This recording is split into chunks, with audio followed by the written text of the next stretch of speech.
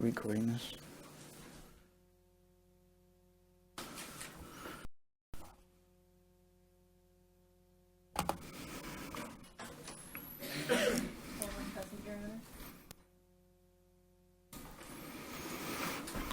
All right, 12 are present, so we'll continue. If you'd all please rise for the Pledge of Allegiance and remain standing for the invocation. Tonight, along with our special guests, we have Troop 1172. These are students from Martin Elementary School who will be presenting the colors.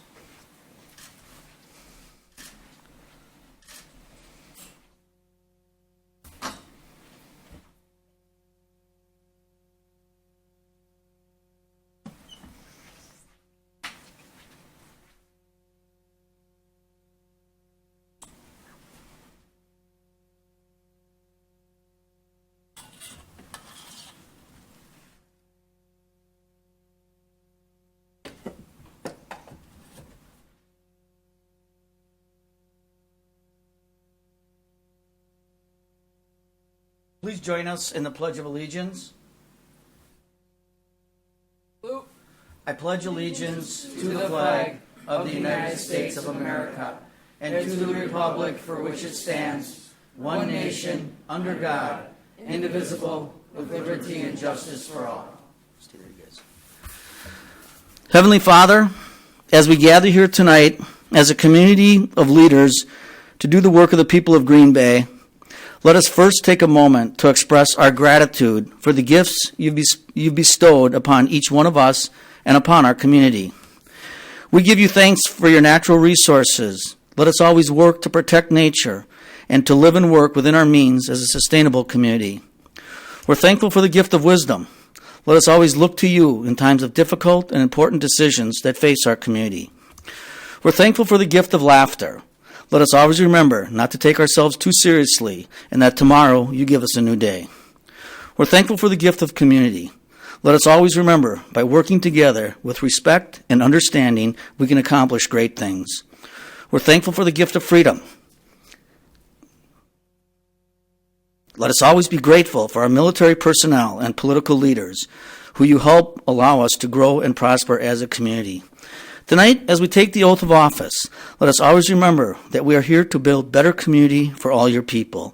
We ask that you continue to bless Green Bay, and especially those gathered here tonight, to serve you and our citizens. We ask this in your name. Amen. All right, thank you, guys. Troop 1172.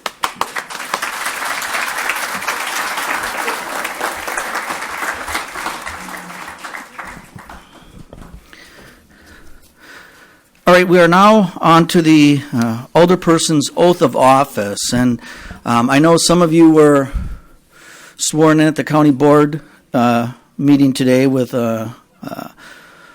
Judge Zeidmelder, who has done the honors here, but Jerry Hansen will be swearing you in tonight. Jerry Hansen, as you know, resident of Green Bay, served as a city attorney, has been elected judge now for the last 3 terms, and we just thought that would be proper to bring the judge in. Judge, thank you for being here, and if you want to take over, I will step aside. Sure. Pleasure seeing all of you again. At my last count, I think this is about the 5th time I've done this for you guys, elected or appointed in 2007 and elected in 2008, so I hit you every 2 years. Glad to see the council again, and if you'd all rise. Please repeat after me. Yep, hands up. I state your name. Being duly elected as alderperson of the City of Green Bay. District number. Do solemnly swear that I will support the Constitution of the United States and the Constitution of the State of Wisconsin, and that I will faithfully perform the duties of said office to the best of my ability. So help me God. Congratulations.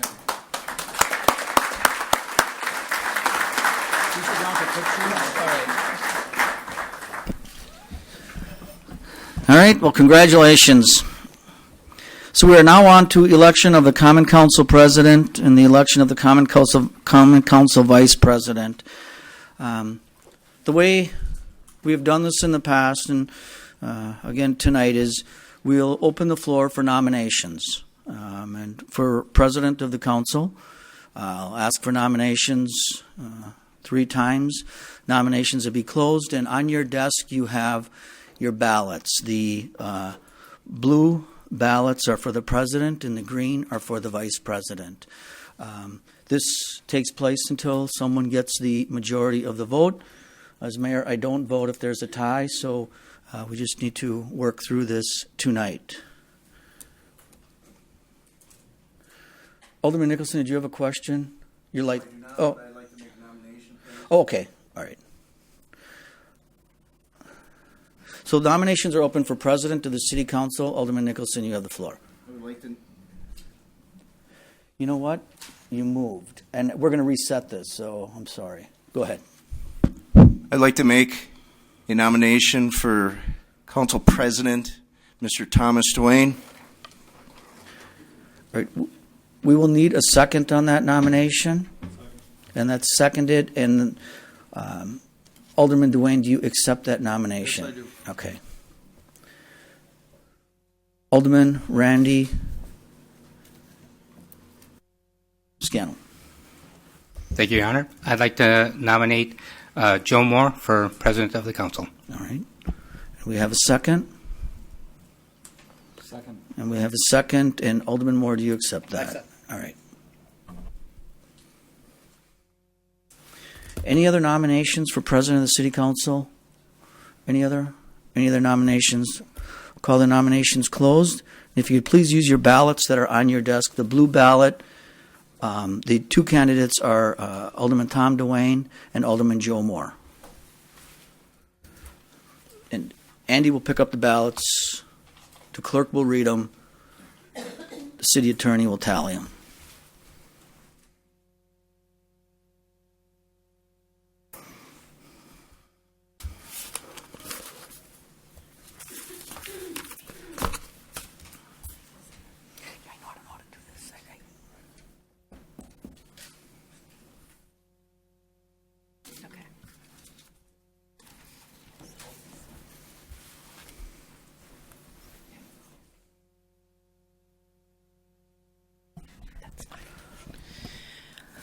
District 1, Tom Dwayne.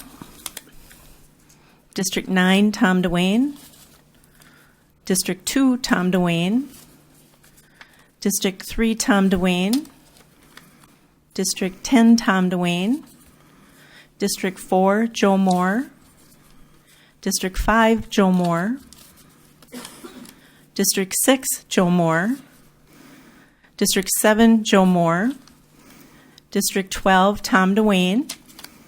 District 8, Tom Dwayne. And District 11, Tom Dwayne. Congratulations, Tom Dwayne. Thank you.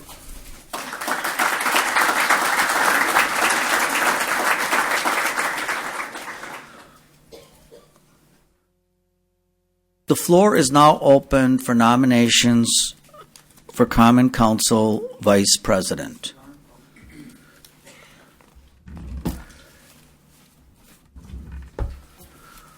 Your Honor, I'd like to nominate Mark Stoyer for Vice President of the City Council. All right, and we have a second. And Alderman Stoyer, do you accept that? All right. Are there any other nominations? Alderman Scannell? Hang on. I'd like to nominate David Nennig for Vice President of the Council.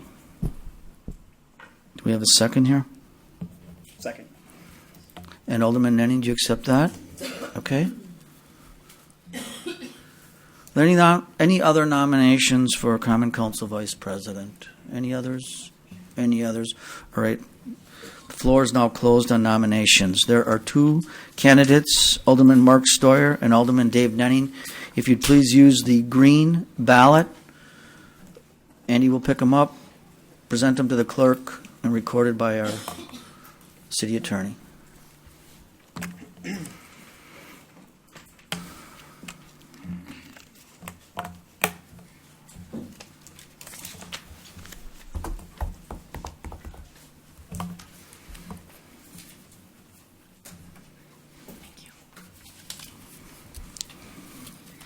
District 12, Mark Stoyer. District 1, David Nenning. District 2, Mark Stoyer. District 3, Mark Stoyer. District 4, Mark Stoyer. District 5, Dave Nenning. District 6, Dave Nenning. District 7, Dave Nenning. District 9, Dave Nenning. District 8, Mark Stoyer. District 11, Mark Stoyer. And District 10, Mark Stoyer. Congratulations, Mark Stoyer. All right, very good.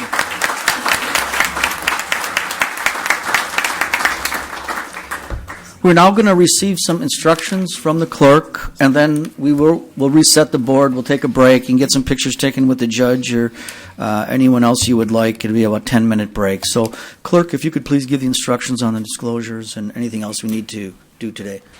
On your desk are the oath and the economic interest statement, and if you could please get those back to me during the break, I would appreciate it. You will also find a list of contacts for each department and your certificate of election. Any questions for the clerk? All right, we'll take a 10-minute break.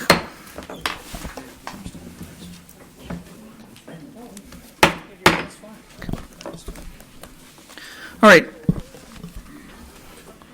That was fun.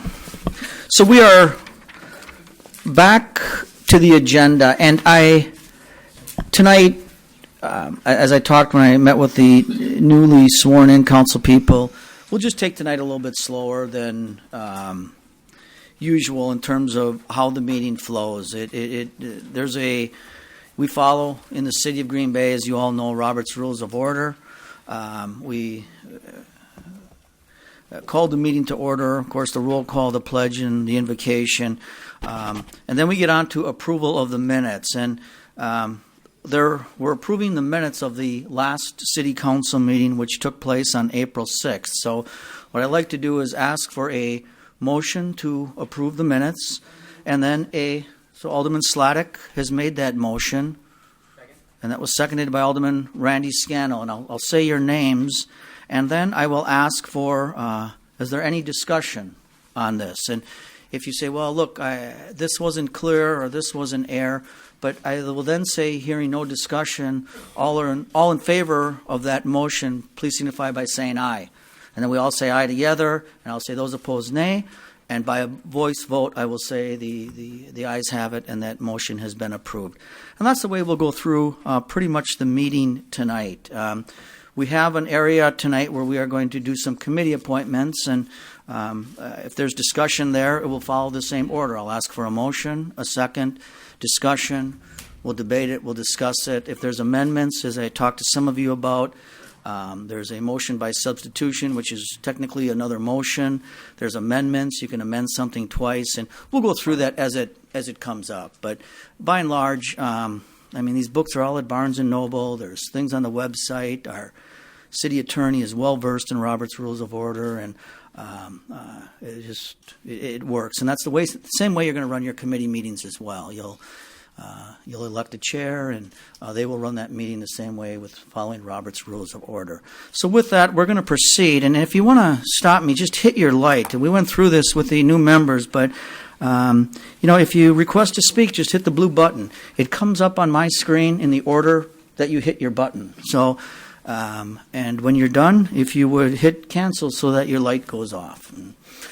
It's the way it's going to go, and if there's any questions, just stop me. We're under no time constraints at all. We're on your time and the public's time. So with that, we have a motion by Alderman Tom Sladek and seconded by Alderman Randy Scannell to approve the minutes of the April 6th meeting. Any discussion here? Any things you want to change, correct? Well, then hearing none, all in favor of that motion, please signify by saying aye. Aye. And those opposed, nays. The ayes have it. That motion has been approved. We are now on, entertain a motion for approval of the agenda. All right, so we have a motion by Alderman Scannell, second by Alderperson Dorff, to approve the agenda. Are there any things on the agenda that you would like to change or move around?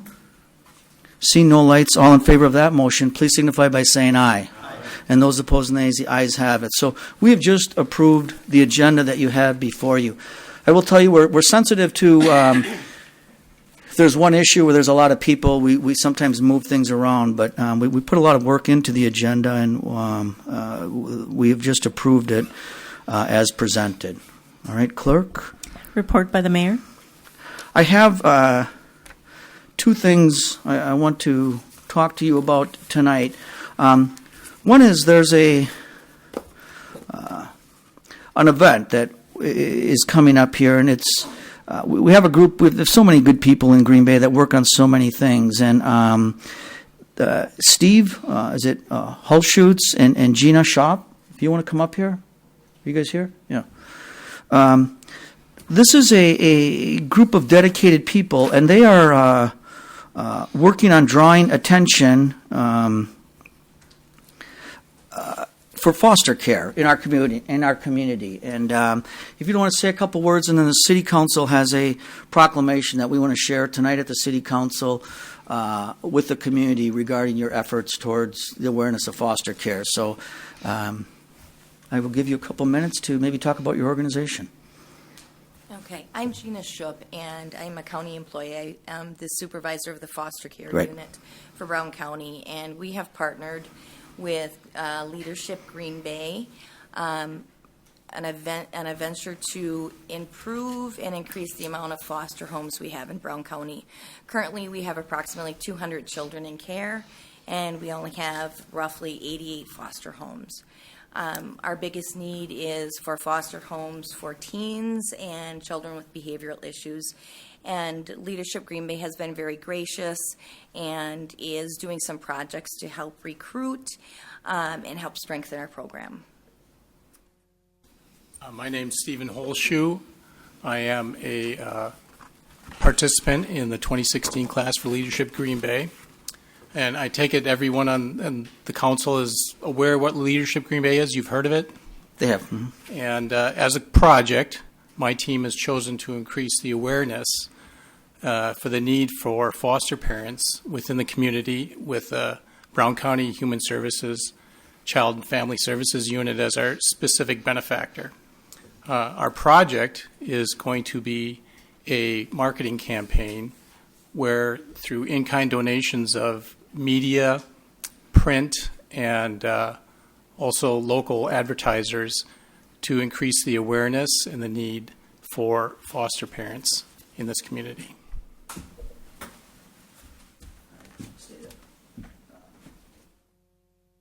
So with that, the city has a proclamation where we're drawing attention to Foster Care Month in the greater Green Bay community. And I appreciate all the things that you guys are working on. You've been in my office and talked about it. And so the proclamation reads, and I'll present this to you, whereas the family serving as the primary source of love, identity, self-esteem, and support is the very foundation of our community.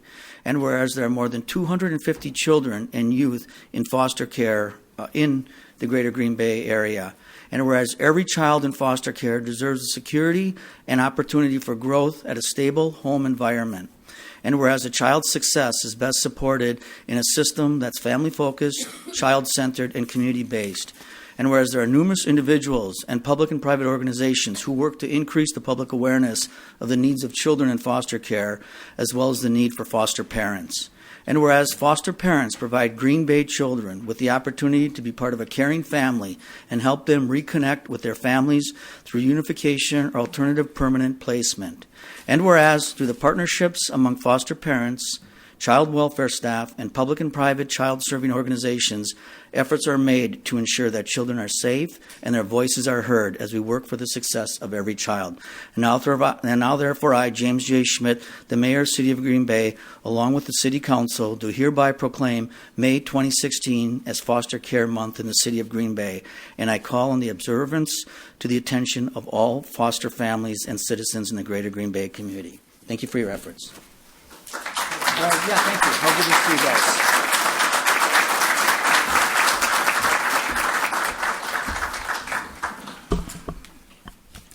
All right, as I mentioned to some of you, I want to mention again, on June 3rd, the League of Municipalities, of which the city is a standing member, has training for new and existing alder persons here in Green Bay.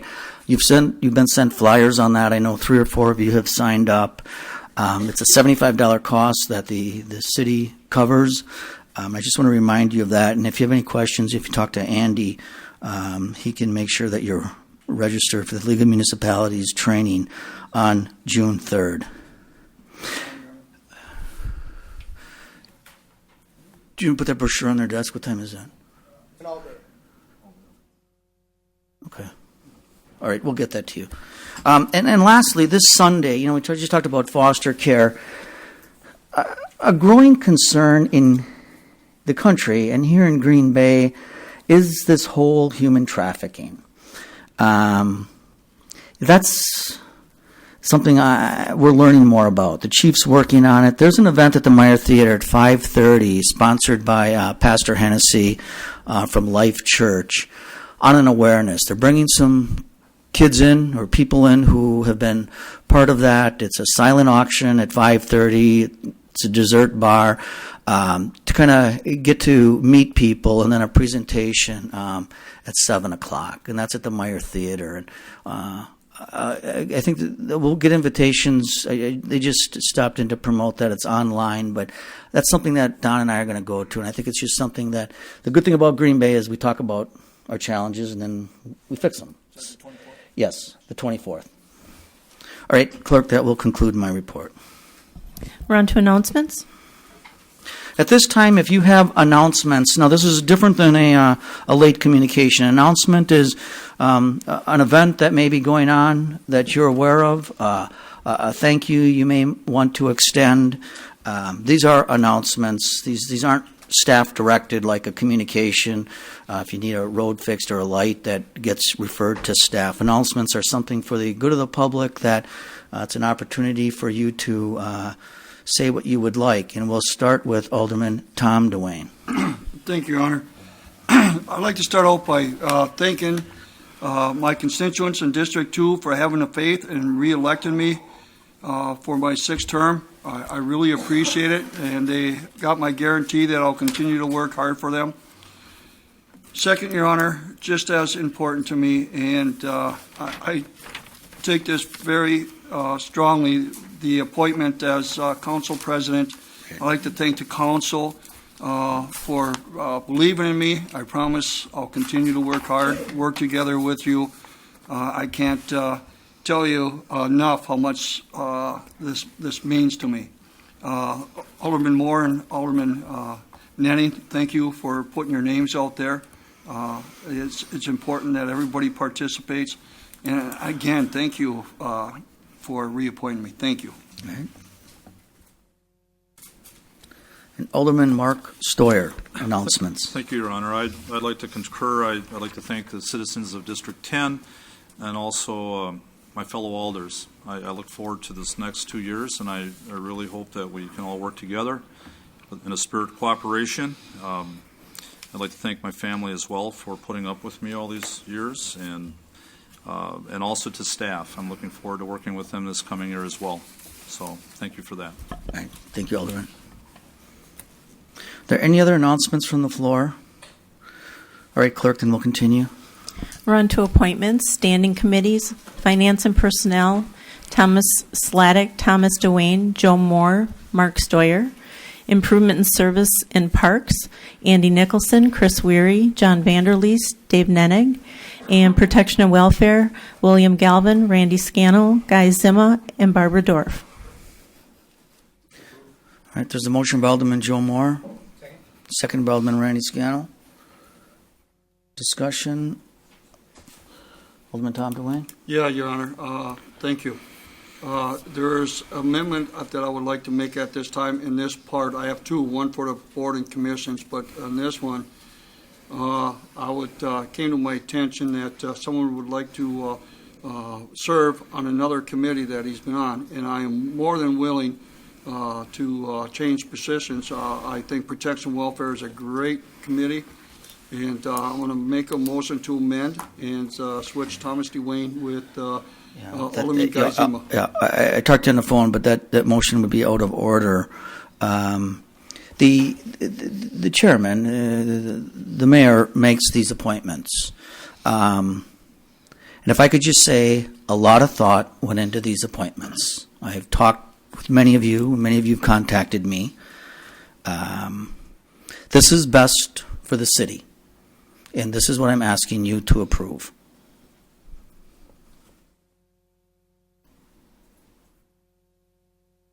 Alderman Dave Nenning? Thank you, Your Honor. I understand the discussion and the concern that people have, and as we're entering a new term, the important thing is that we find ways to work together, to forget about past differences and to work together in a cooperative manner that will be best for the community. In thinking this through, I really think that in this case, to remove the chairman of a committee who wants to stay on that committee is really a wrong step to take if our intention is to develop a better cooperative relationship. And I'd like to throw out an idea, and maybe my colleagues will shoot this down, but there's nothing in the ordinances that requires each committee to have 4 people. In fact, in the past, it has worked very well to have odd numbers on the committee so that you're less likely to get ties. And my suggestion is that we have 5 people on finance and personnel, including Alderman Zima, and 3 members on protection and welfare. Now, I guess the way you do that, I would look to our city attorney to figure out how we do that, but I guess we can approve what's on finance and personnel. I guess we can approve what's on improvement services and parks. And when it comes to protection and welfare, I remember one year, many years ago, where although it was said that the council can't amend the appointments, it was allowed to separate the appointments, to separate the issue. And so I guess what I would suggest there is that we approve the 3 on protection and welfare, and then figure out what it would take to add the 5th member to finance and personnel. Now, I looked at the ordinances today, and the 2.03 says all committees shall be appointed by the mayor subject to confirmation by the council unless otherwise directed by the council. So, I guess what I'm suggesting is that we approve most of the appointments and then establish a direction by the council to add a 5th member, Alderman Zima, to the Finance and Personnel Committee. So I don't know what exactly my motion should be, but I throw that out for discussion at this point. Right. I will look to you. I'd like a vote on what I presented. I want to tell you, this works for the department heads. It works for the people I've talked to. I want to tell you, last Friday, Alderman DeWayne was in my office, said, put a box around it. This is great. On protection and welfare, if you want to talk about that, you heard me 2 months ago, talk about how we are going to elevate protection and welfare in this city. Tonight I'm asking you to double the amount of funding from $10,000 to $20,000 for our OWI task force. To put Alderman Galvin on there, to put Alderman Zima, who has chaired that committee and been here for 40 years, and to put some new people on there, I think we could really come up with some good things on protection and welfare. There's no personalities in this, Alderman. This is about what's best for the city of Green Bay. I think there's some people who wanted to serve on parks that have been dedicated to parks and INS. And look, I wish you would give me the respect of voting on this. I understand things may change down the road, but this has been thought out with staff, with me, and with the majority of the city council. And I'd like an up or down vote on the standing committees I'm recommending.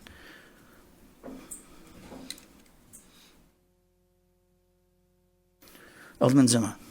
Thank you, Your Honor. Later on in our agenda, the advisory committee voted 4-1 to change how the standing committees are appointed to have the president of the council by ordinance be the person who would appoint the legislative committees. The standing committees, of course, the boards and commissions would remain with the mayor's office. That would put in line with basically all the other levels of government and what they do. This abomination that's before us tonight, you say, well, it's you put a lot of thought in this, and this is for the best of the city. You have 3 out of every 4 people on the standing committees are new people that have had not experience of that. You've basically gutted the Personnel and Finance Committee. You've taken both chairmans and moved them to separate committees. I think it's all for politics, of course. But that's just a matter of conjecture on my part. I think Mr. Nennig is trying to do something that, the Personnel and Finance, those are extremely important committees. And, of course, I've been doing my duty, as I've done for decades and decades. And, of course, the longer you're here, the more experience you have and the more you know the right questions to ask, that things don't just get shoved through. Now, certainly, if we have a right to do that, what Mr. Nennig is suggesting, I'd be honored to continue on the Personnel and Finance. No slight to the Protection and Welfare Committee. I spent well over a decade on that committee over the years, and have, as you've said, served as chairman. But I think we're in the middle of vetting a very important project in our city, and I think you've just basically gutted it, as you've gutted all the committees. I guess you don't want any continuity. Now, it's your choice, but I think these are your political choices. Please don't try to say that this is somehow for the best of the city, because there's really no continuity on committees at all. We're all starting from scratch. But you'd like to keep us that way, I believe. So I'd certainly accept the assignment that Mr. Nennig has suggested.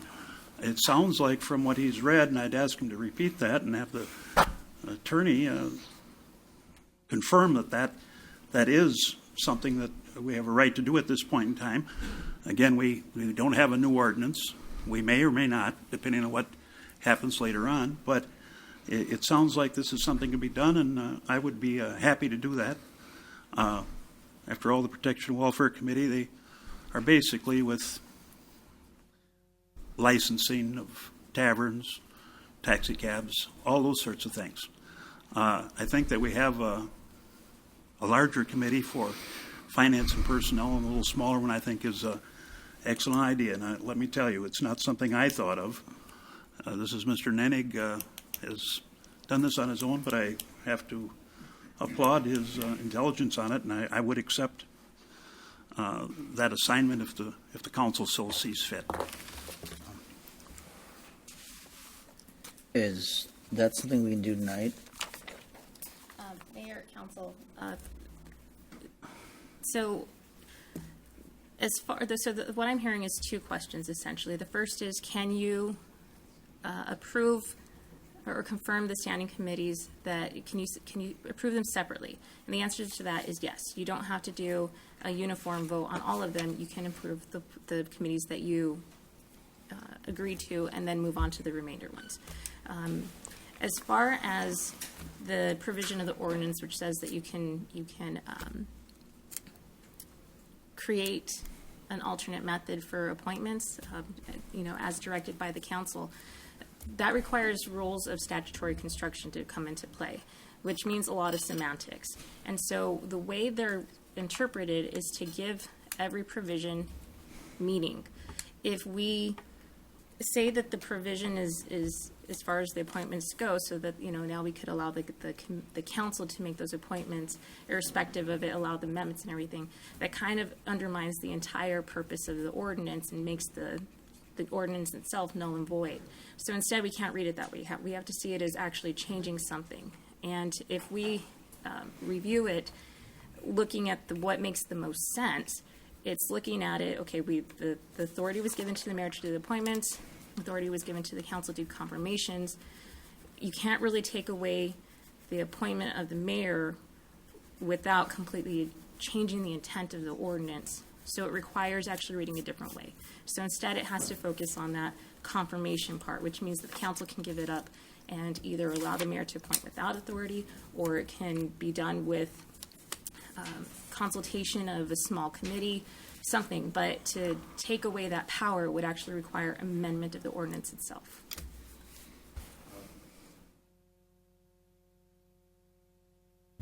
Alderman Nenny? Okay, if I could just, I'm trying to look for some way to accomplish this, and I think that the first thing we could do is to separate the issue here, and I remember one year where that did occur. We actually took a vote. I think it was a voice vote on each individual appointment. So in other words, Mr. Slottick to Finance and Personnel. All in favor, aye, and then you go through it like that. At the end of the day, if the intent is to make a change, I understand that the mayor has the authority to submit appointments, but if you look at the ordinance 2.03, it says committees shall be appointed by the mayor subject to confirmation by the council unless otherwise directed by the council. So the mayor has submitted his appointments, and if we confirmed 11 of the 12 and then had some direction from the council to add a fifth member to Finance and Personnel, couldn't we do that? I'm not saying we're taking away the mayor's authority. I mean, he submitted his appointments, and I think we have to vote on those. If we confirm 11 of the 12, and then pass a motion to direct an additional person for Finance and Personnel. I don't know. I'm just thinking out of the box, and shoot me down if I'm wrong. Mayor and council, the only issue I see with that is it's basically giving the appointment authority. It's basically giving the appointment authority to the council if you segregate it like that. If you do it as a slate and say we require that a fifth member be appointed to a different one, I think that has more credence than saying and then allowing the mayor to bring forth those names. Otherwise, you're just basically creating another alternative amendment process.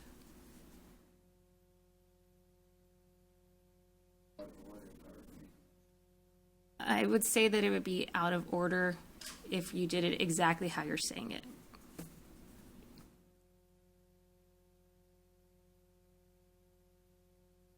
Sounds like it says that the council can redirect. Read that language again, and please, that last elucidate on that language. So, Mayor, Council, the language at issue states, all committees shall be appointed by the mayor, subject to confirmation by the council, unless otherwise directed by the council. And all standing committees shall be appointed at the first meeting after election. And what I was referring to is rules of statutory construction. So if we look at each individual clause, all committees shall be appointed by the mayor. That's required by the ordinance. Subject to confirmation by the council, also required by the ordinance, unless otherwise directed by the council. That's where you get into the position where you're allowing opportunity for change. But that otherwise directed by the council, it still requires you to do an amendment. You can't just completely undo an ordinance without. Please, Vanessa, could you speak up louder, please? Back somewhere, right? Yes, sir. Thank you. Can you hear me now? Yes. Okay. Still no? I'm sorry, I thought I heard it. Okay, so if we're looking at it, all committees shall be appointed by the mayor as one independent clause. Separate from that one is subject to confirmation by the council, and last one is unless otherwise directed by the council. We have to read those all so that each one actually has some kind of meaning to it. And the overarching aspect is that an ordinance can only be amended by an ordinance revision. So knowing that we can't just make this ordinance have no meaning just by applying this one provision, we have to look at what aspect of those two clauses that unless otherwise directed by the council can actually apply to. That means that the shall be appointed by the mayor isn't really up as an option that can be unless otherwise directed. It has to be the subject to confirmation. The reason I say that is because you can essentially take away the mayor's appointive authority without amending it otherwise. Instead, the council can give up its authority, and it can create an alternate means of making sure that confirmations happen. But to take away that power entirely, you do have to go through the amendment process. Seems to me, Vanessa, that the language is pretty clear here. It says unless otherwise directed by the council. So if someone wants to amend it, either as Mr. Dwayne had suggested earlier, or what Mr. Nennig is suggesting now, is subject to a majority vote of the council. And this seems clear that we can direct it otherwise as long as we have a majority of the council approving it. Am I misreading this in some way? That is one way to read it. I'm not disputing that this is vague, What but would that mean if it didn't mean that? I mean, when I've heard lectures about things, it means. And why would, unless otherwise directed by the council, be there if it wasn't intended to allow the council to do it? That language wouldn't be there otherwise. And Mayor, council, members of the council, I'm not disputing that is entirely one way to read it. I agree with that. This ordinance as written is slightly vague, but and ordinances and statutes are giving their plain meaning, which means that you read it assuming that what's written is what's intended. But you also have to read it assuming that every section has effect. And that's why I'm saying my interpretation is if we give that effect to say that unless otherwise directed by the council means that the council can change it at will, then there's no point to have an ordinance.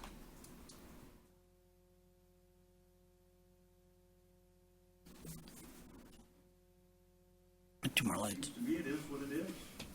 And of course, we're always looking for cooperation, and I would think that the majority of the council is the mayor, but of course,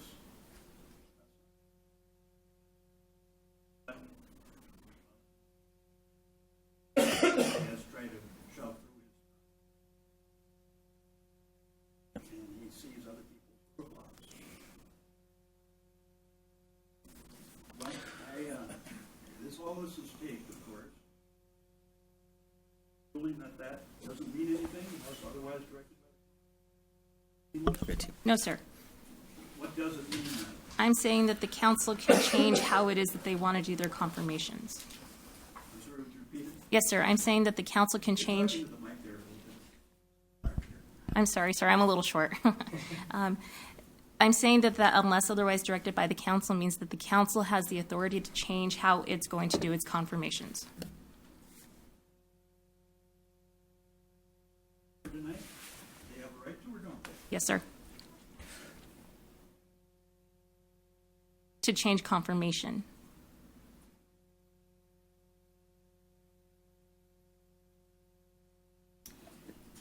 So to give you an example, the council could direct the president and vice president to work with the mayor to identify who's going to be on it and give up their confirmation authority.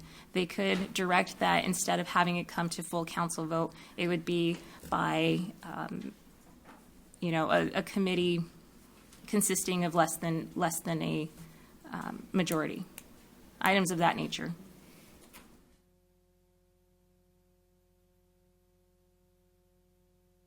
Hold this until we. No. Unfortunately, the requirement of the ordinance also states that the standing committee shall be appointed at the first meeting after election. So these committees have to be appointed tonight.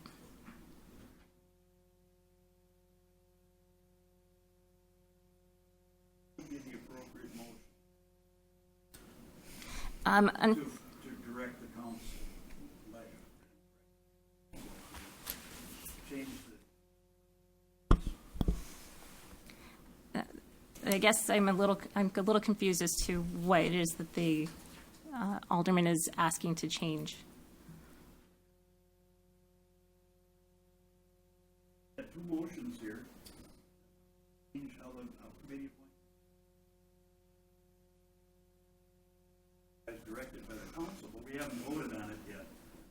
Mayor found them out of order, so if he's out of order, calling it out of order, we have a right to vote on that if we want to.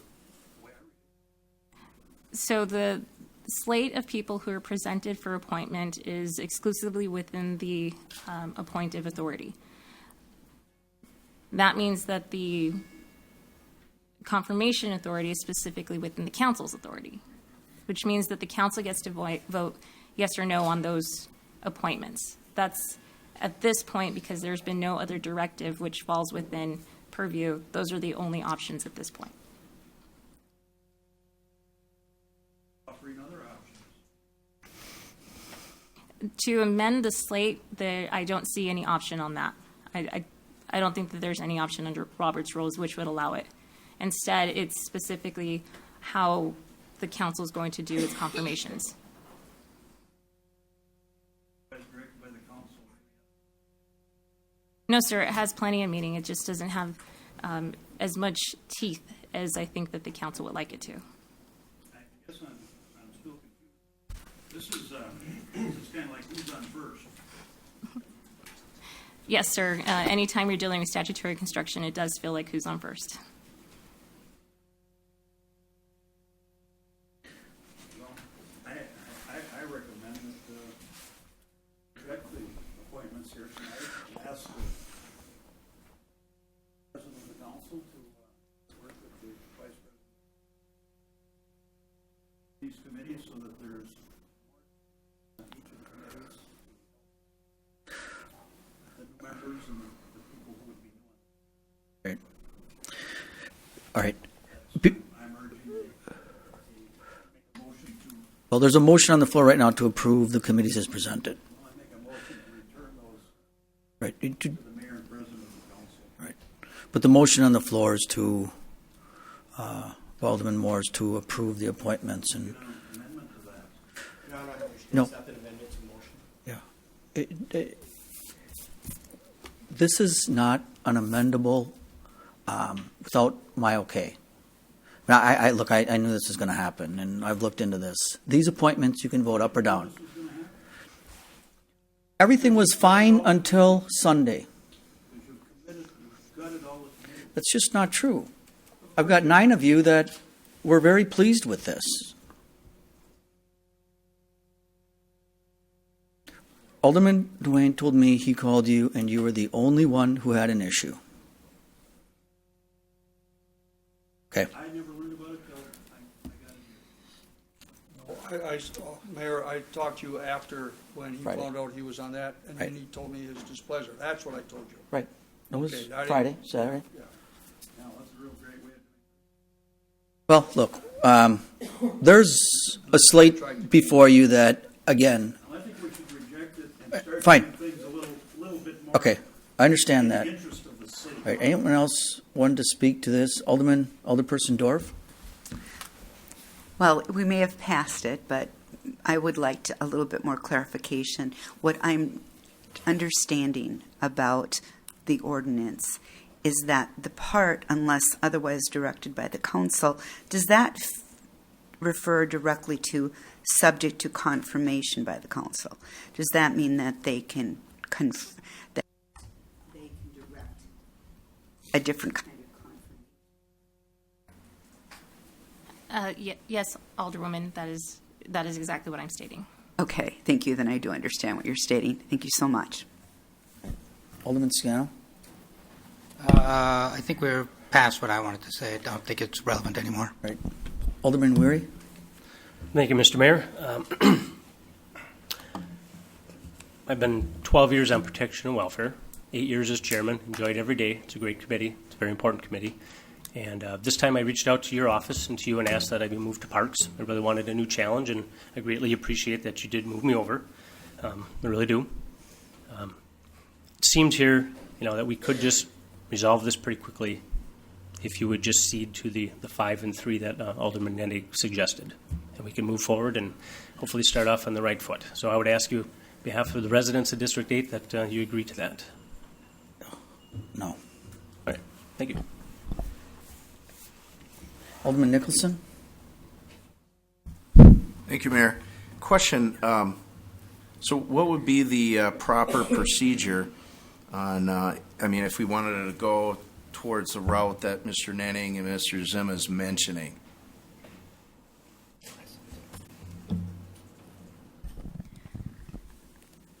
Alderman, I guess I'm confused. Are you asking how it is that you would ask for a 5-3? Correct.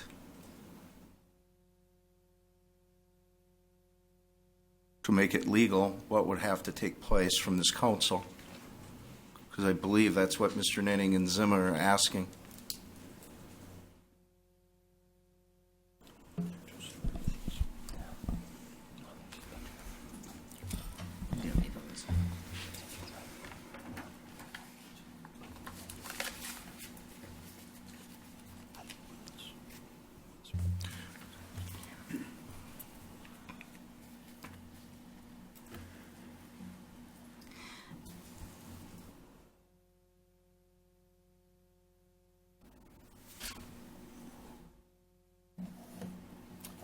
I think that at this point, in order to make that happen, you have to get the mayor's agreement to that appointment method.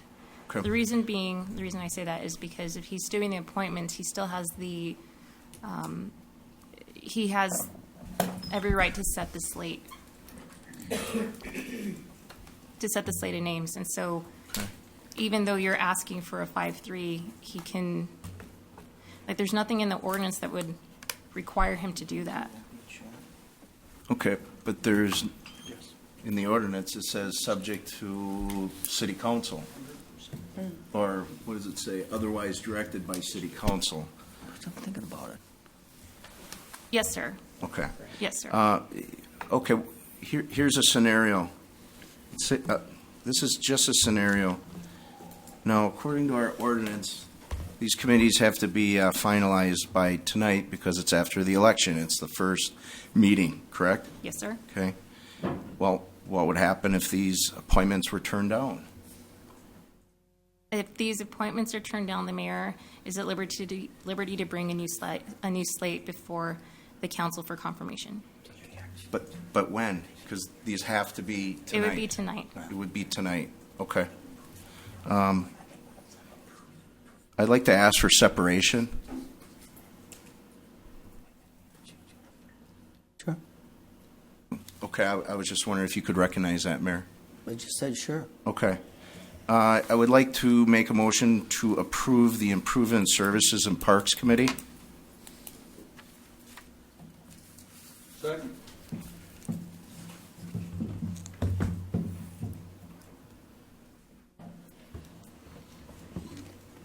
Anybody else want to speak to this, or it's a couple other lights on? No, I'm going to turn mine off. All right, so I granted separations. There's a motion by Alderman Nicholson, second by Alderman Dwayne, to improve the appointments by the mayor for the Improvement and Service and Parks Committee. Take a voice vote. All in favor of that motion, please signify by saying aye. Aye. And those opposed, nays. Ayes have it. That committee has been approved. Okay. Make a motion to approve finance and personnel. Well, I still have the floor. I'm asking for separation. So I still have the floor. I'd like to make a motion to approve protection and welfare with William Galvin, Randy Scannell, and Barbara Dorff. No, that's out of order. No, it isn't. No, those are my point. Yes, it is. We just talked about that when I. No, we'll take the committees. You can appoint them separately, but you can't mess around the names. Now, aren't you? That is totally legal, and it's very, you have to recognize it's a motion.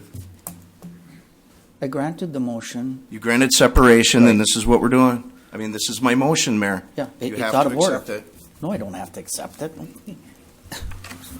I have to accept it. I mean, you want to, So I would ask our attorney, Your Honor, because I think we can. Okay.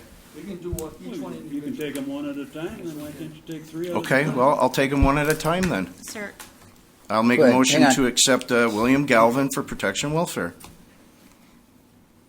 Mayor and members of the council, the ordinance states that all committees shall be appointed by the mayor.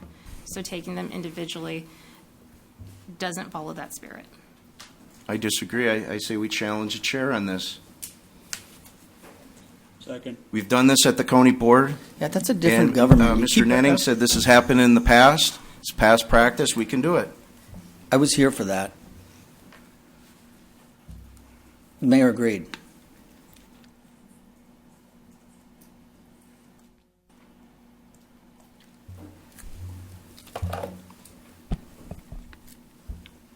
Can I go to Alderman Scannell? Well, is there a second to my motion? Second. Alderman Zima. But I'm ruling your motion out of order because you have to approve. And I'm committee. challenging the chair on Okay, this. fine.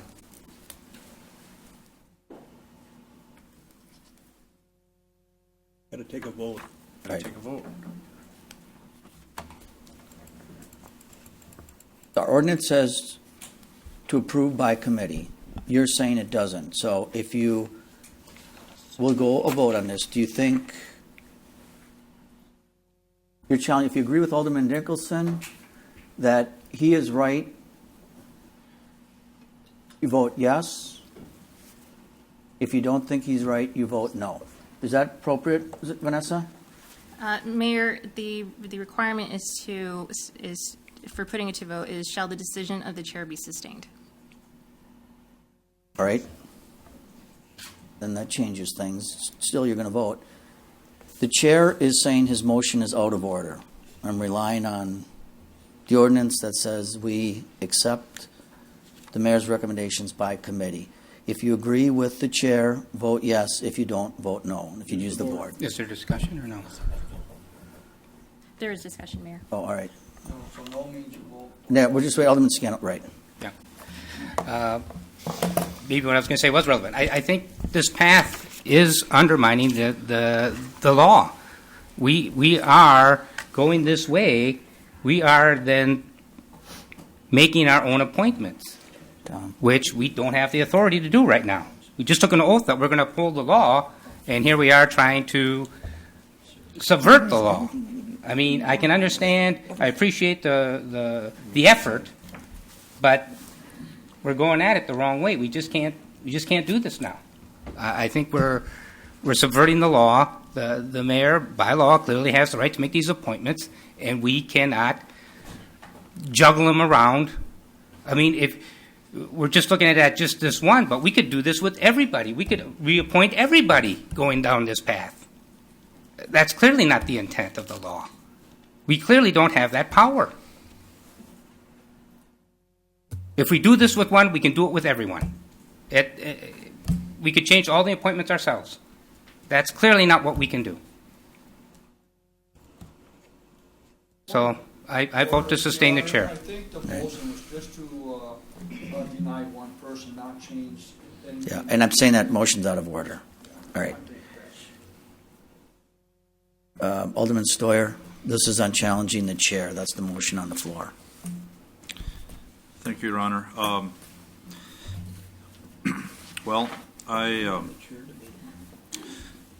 the mayor, the last 4 years when I was appointed to a committee, I was fine with that. I approached the mayor's office. I've talked to Tom Dwayne as well as president. Every committee is important. I served on protection and welfare for 4 years, and I find it to be a very, very important committee. Served on traffic, served on historic preservation. They're all important. There's no one committee that's more important than the other. This is supposed to be a team effort. And the way I look at it is that I'm comfortable with the mayor and the president and the vice president working on this. And the fact is that every alder had a choice. They could call the mayor's office and say, these are the top 3 committees that I'd like to be on. Some of us did that, some of us didn't. It's our responsibility to do that. So with that being said, I'm fine with moving ahead. Finance and personnel, I'm honored to be on that. I'd be honored to be on improvement and service. I'd be honored to be on any of these committees. It does not matter. I don't take one higher or lower than the other. My feeling is that this has been vetted, and I feel that we should vote on it as is. Thank you. Thank you. Alderman Netting? Thank you, Your Honor. I find this to be an interesting discussion from a parliamentary point of view. I agree with what you're saying, that the mayor has the authority to make appointments, and the council can approve those or disapprove those. That's the prerogative, the authority of the city council. And I guess the issue that is before us right now is whether we are allowed to separate those appointments and to vote on them individually. You know, I'm not. I understand that we may not that we don't have the authority to amend it by substituting another name at this point, but. You know, it's like later in the agenda, we've got 2 appointments to the Housing Authority. If we wanted to separate those, we could vote on each one individually. And I don't think this is any different. I think we can vote individually on the appointments if we want to, and that's what I think what Alderman Nicholson has suggested. Absolutely. We do it at city council, we do it at the county board. Okay. So All right. now, if the mayor doesn't want us to do it, well, we can. We have that right. We have the authority. Will the city attorney answer You gotta that? understand it, that's all. Okay. You're saying we vote on the committee as presented by the mayor? Yes, sir. Right. What is your point, Alderman Zima? Well, as I read the basic information and motions, under parliamentary inquiries, it says, can it be debated? And it says no. So when there's a challenge of the chair, I think you have to vote on whether you support or uphold the chair. First time this has happened in 14 years. I'm sorry, didn't know that. Mayor, Council, I'm actually looking at appeals, which is what this one was. Excuse me? I'm looking at appeals, which is what this was.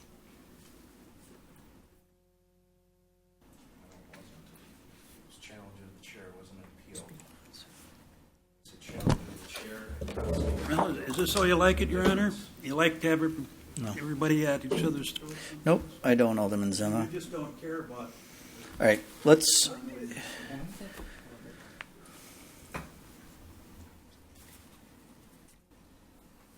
Anything else on this? Question for the attorney? Okay.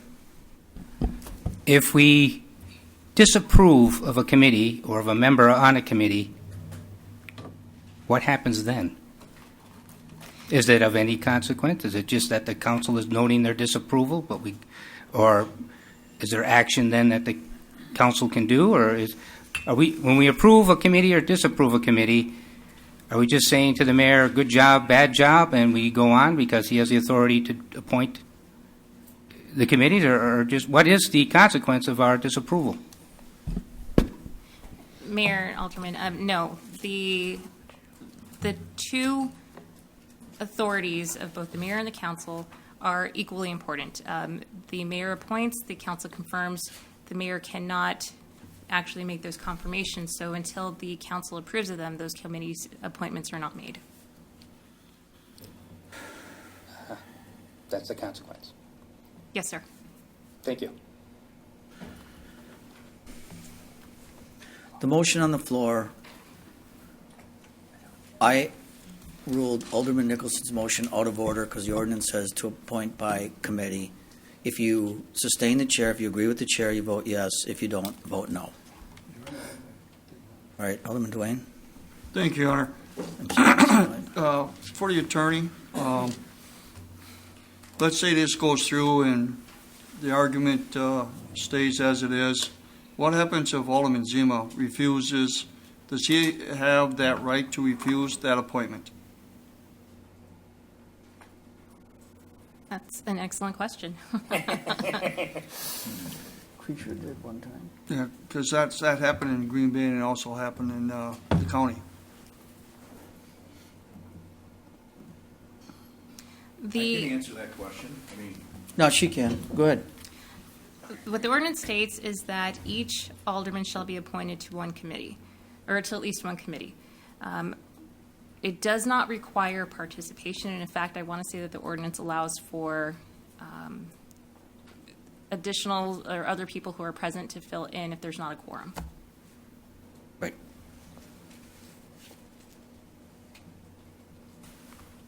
Good. Nothing more. Right. Smith, the question was, our attorney did not answer the question. Does Mr. Zima have the right, or an alderman, in this case Zima, does he have the right to turn down an appointment? That was never answered. Does he have the right or not? No. I disagree, because under Paul Jaden, I was appointed to a committee and I refused it. So I do have that right. An alderman does have that right, because it happened in '02. Our attorney is wrong. Alderman Scannell. By refusing, does that mean he's just not going to do his job? He's just not going to show up to work?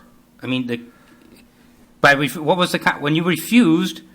What happened? Yeah, it I'm interested. I'm sorry, too, a little I'm asking bit, the but wrong. Yeah. Alderman Nicholson, so you were appointed by the mayor and you refused his appointment. Yes, sir. Okay. And it was Mayor Jaden at the time.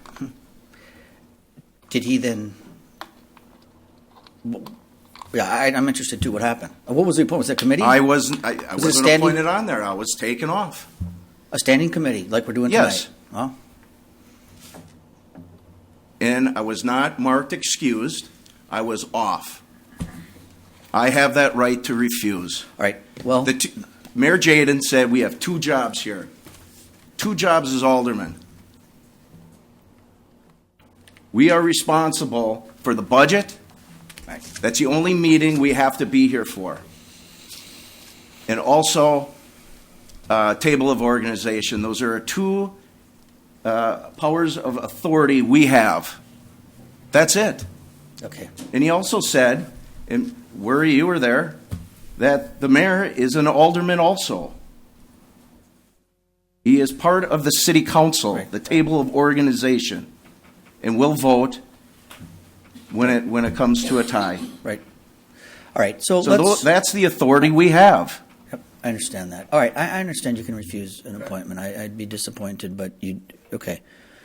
So let's vote on this challenge to the chair. I'm asking to have the committees approved as submitted. And a yes, you agree with me, a no, you don't. And just let's vote on this and we'll. You think you can change the challenge to chair? You said you couldn't separate members of the committee. Right, because. Nothing to do with what you said. It has to do with, and we. That's not true, know Alderman that Zima. Past practice, from long past practice, that we've separated appointments. Not on standing committees. Ad nauseum. Not on standing committees. And he wanted to approve 3 of the 4, and he said he'd do them one at a time. He's asking to be a. And the ordinance says we support by committee. I just said that. You're right. Because the ordinance says we approve.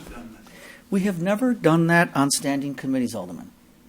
We've done it for appointments, you're right, but not on standing committees. The ordinance says the mayor should submit the committee to be approved by the council. And I want to get moving. Otherwise directed by the Right, we've been through that. Now, why would be 2 things written there without leaving just the mayor powerful and the council's otherwise directing?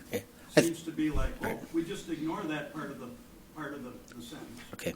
People wanted to make motions, and the truth of the matter is that the majority of the council should be able to make moves. Right. As long as it's a majority. Not on standing committees. Not just one person. And by the way, I would not refuse an appointment.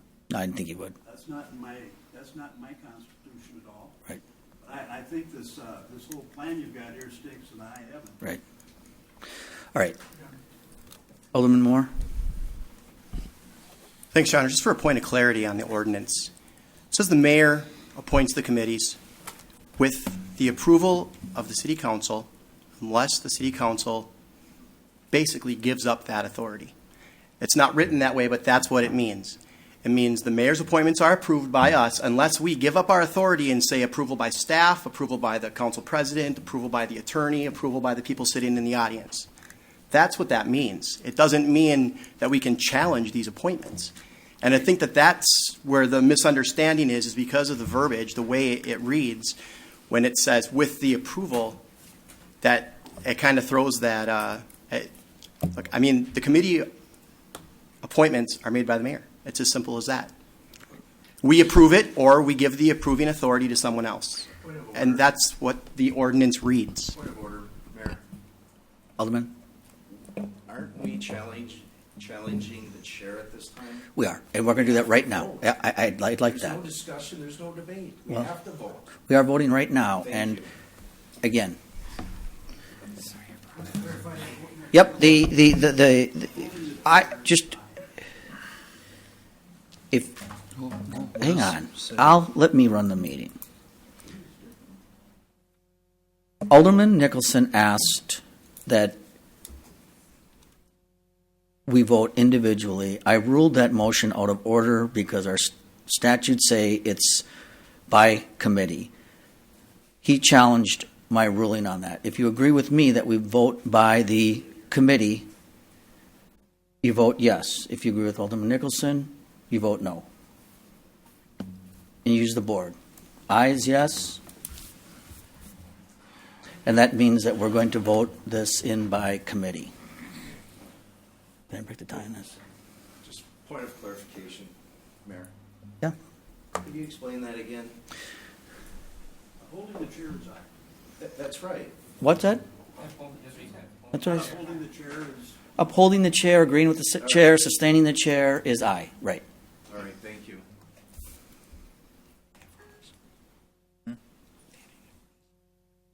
Alderman Vanderleest, if you hit your button, please.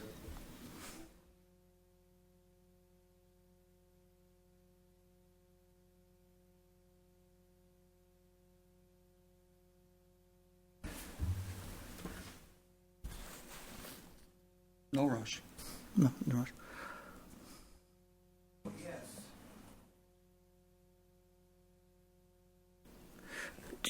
Someone explain it to him, please. All right, if you vote yes, we are going to vote on the committees. We're going to vote on committees, approving the Improvement and Service Committee, approving the Parks Committee, approving the Finance Committee, which is what our state statute says. We vote by, we. Where's the state statute? I mean, the ordinance that she just read says by committee. I don't see that in the ordinance. She just read that. Where does it say that? And under other things, we could do it by name, and I've agreed to that in the past. But when it comes to standing committees, we are voting on the committee as presented by the mayor. That is what our attorney said. That's what I say. Alderman Nicholson doesn't agree with that.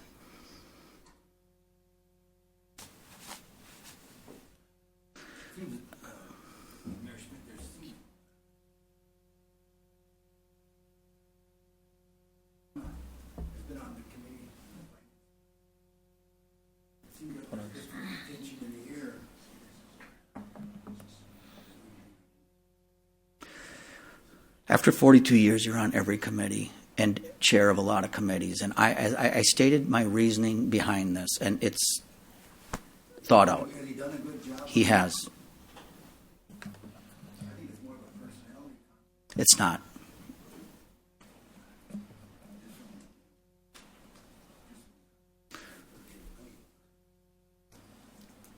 With Alderman Zimani or Alderman Zim and Alderman Galvin?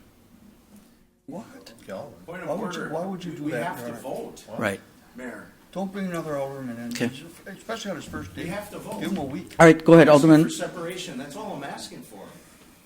Yeah.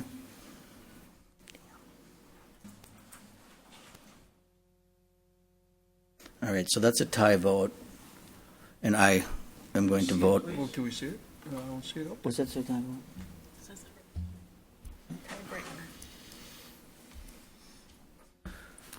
All right, so the chair sustained. So we have now a motion on the floor to approve the Personnel and Finance Committee.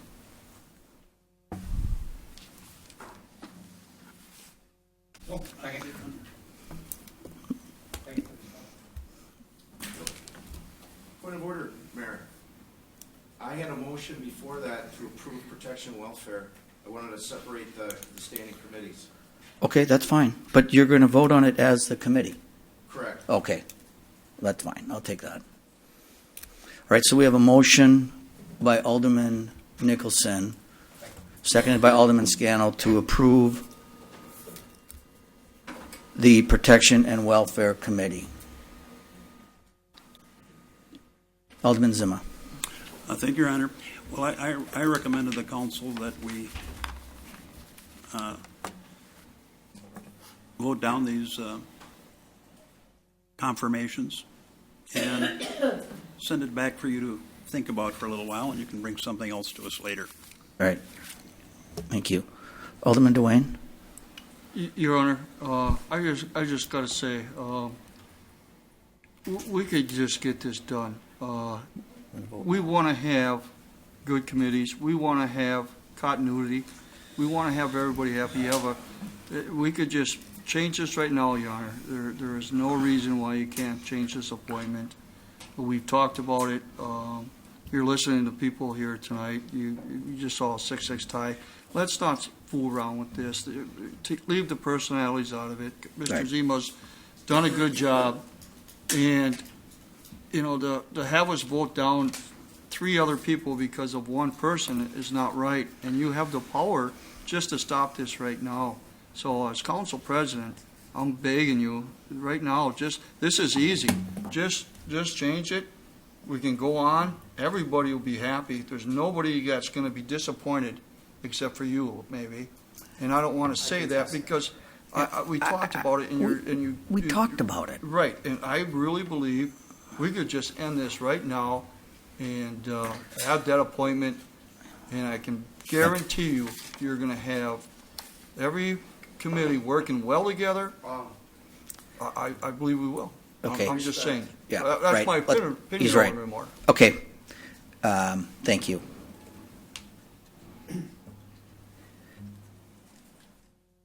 We're going to vote. I'm telling you, Mr. President, I think this is best for the city. So we can use the board. This was a motion, second, to approve the Protection and Welfare Committee. And Your Honor, I just want to make you know that for the 3 on there, that's no reflection on them. It's just, Right. I think we're not doing the right thing.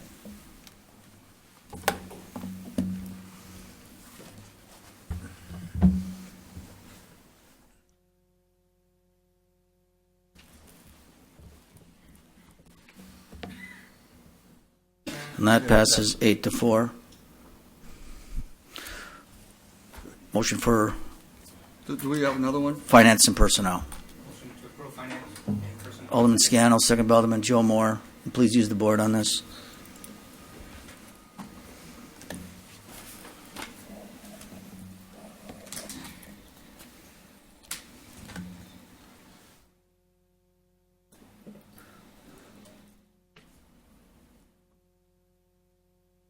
Alderman Nicholson?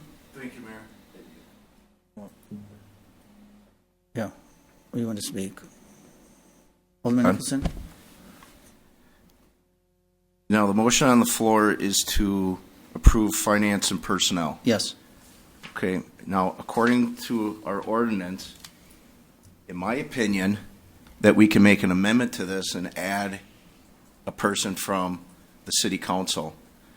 Now, if you remember, Mayor, under your tenure as mayor, we had a voting citizen that was not part of the council that was voting on protection and welfare. Right.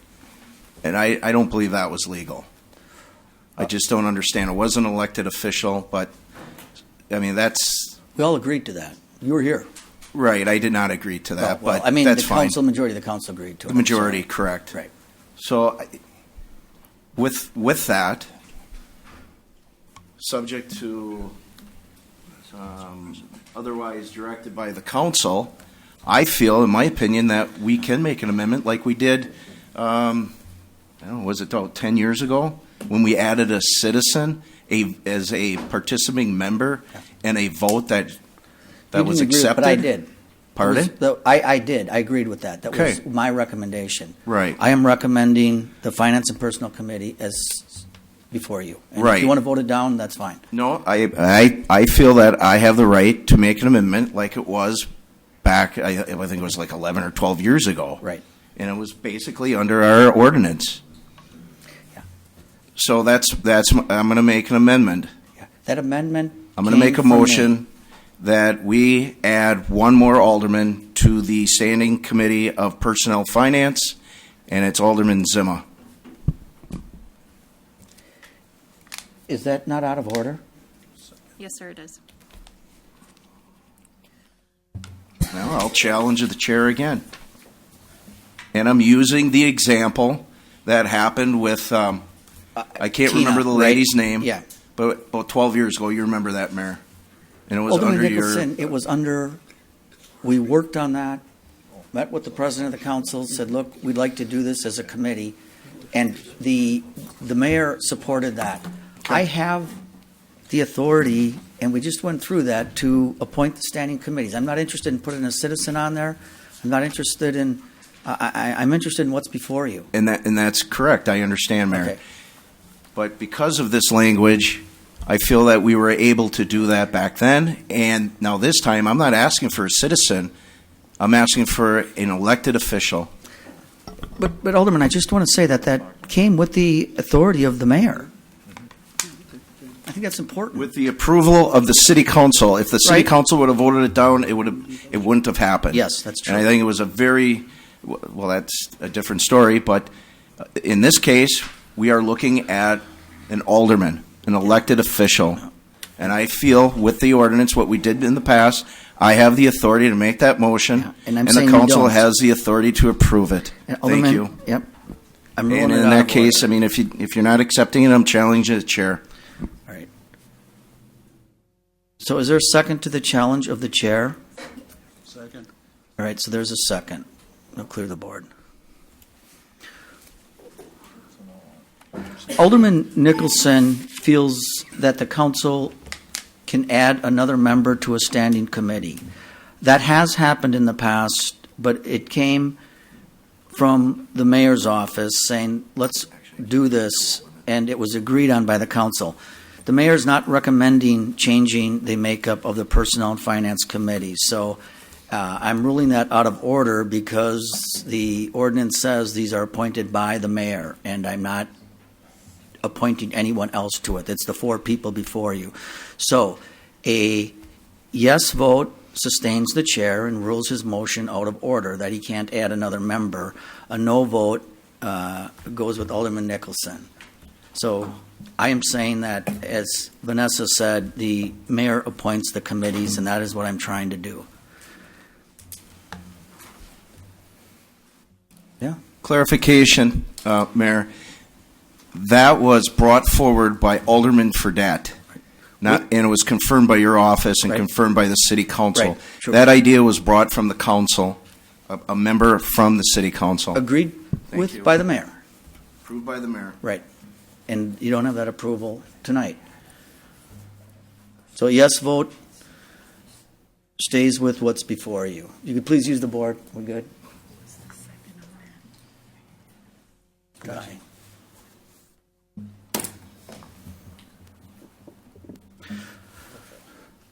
All right, so the chair votes yes. Yes, I got a point of order.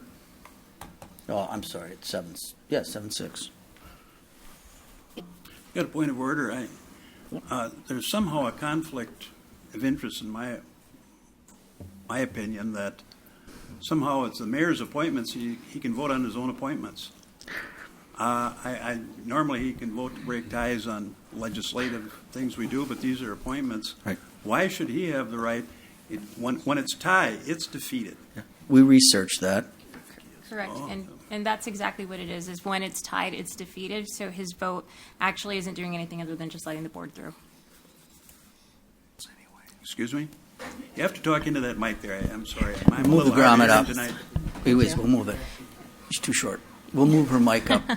Yes. So essentially, what I'm saying is that in an appeal, once the vote has been called, it requires a majority vote in the negative to overturn the chair's ruling. It sustains the decision. So the decision of the chair isn't doing anything in this instance other than letting the board show.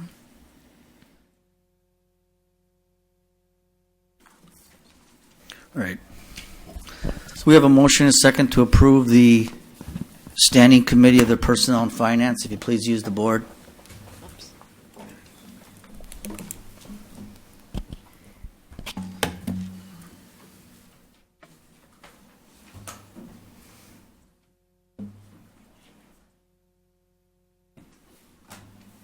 Scannell. That passes 8-4. All right, thank you. All right, clerk, we can continue. We're on to boards and commissions. Annexation Commission, Andy Nicholson. Economic Development Authority, Thomas Dwayne. Ethics Board, William Galvin. Historic Preservation Commission, Mark Stoyer. Redevelopment Authority, Joe Moore. Traffic Commission, John Vanderleest. Transit Commission, Randy Scannell. Water Commission, Thomas Sladek. And Green Bay Plan Commission, David Netting. All right, do we have a motion for these appointments by Alderman Randy Scannell? Second by Alderman Mark Stoyer.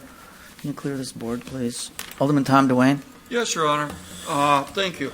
I would like to amend Traffic Commission and add Alderperson Barb Dorf and release John Vanderleest.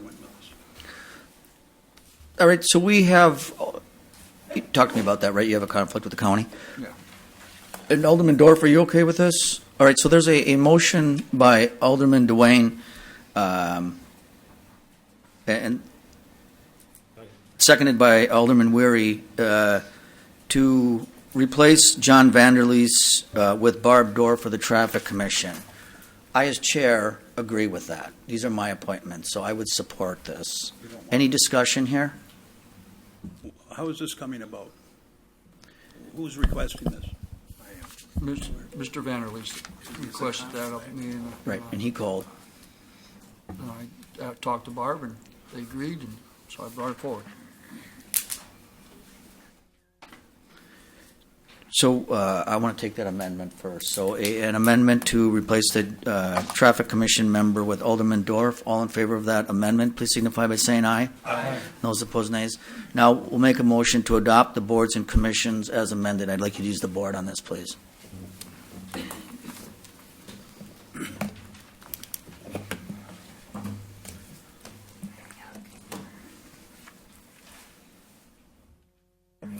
I voted. Mine ain't work. There it goes. Okay. All right, and that passes. Thank you. Okay, clerk. We're on to appointments for city officials. Assessor Russell Schwant, City Attorney Vanessa Chavez, City Clerk Chris Teskey, Comptroller Don Fowler, Treasurer Diana Ellenbecker, Director of Parks, Recreation, and Forestry Donnie Kramer, Director of Public Works Steve Grenier, and Community Services Director Kevin Funk. All right, there's a motion by Alderman Joe Moore, second by Alderman Randy Scannell. Any discussion? Could you please use the board on these appointments?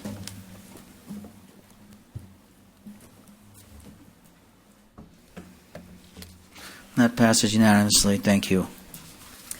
Appointment by the Mayor, Weed Commissioner Tony Feitzer, effective May 1st, 2016 to April 30th, 2017. So moved. The motion by Alderman Nicholson, second by Alderman Randy Scannell. Any discussion here? Take a voice vote. All in favor of that motion, please signify by saying aye. Aye. And those opposed, nays. Ayes have it. The Weed Commissioner has been reappointed. Appointments by the Planning Director, Building Inspector Paul Van Callister, Zoning Administrator Paul Newmeyer, and City Sealer Bill Pappy. Move to approve. All right, there's a motion by Alderman Tom Dwayne, second by Alderman Joe Moore to approve the three appointments by the Planning Director. Is there any discussion here? All in favor of that motion, please signify by saying aye. Aye. And those opposed, nay. Ayes have it, and those three have been approved. Reappointments by the Mayor Housing Authority, Sandra Pop and Bradley Hanson. So moved. All right, there's a motion by Alderman Mark Stoyer, second by Alderman Chris Weary Any discussion here? All in favor of that motion, please signify by saying aye. Aye. And those opposed, nays. The ayes have it, and they have been approved. Yeah. Okay, go ahead, Clerk. We're on to recognition. Recognition of visiting scholar Dr. Neil McGarvey from Edinburgh, Scotland. All right, Doctor, thank you for your patience. If you want to join me up here. We have a visiting scholar from Edinburgh, Scotland. I think probably most of us know Scotland because of St. Andrews and Kohler, and we talked about that. And he has been there golfing, and a beautiful country, and quite a background in political science. Comes from a community of about 600,000.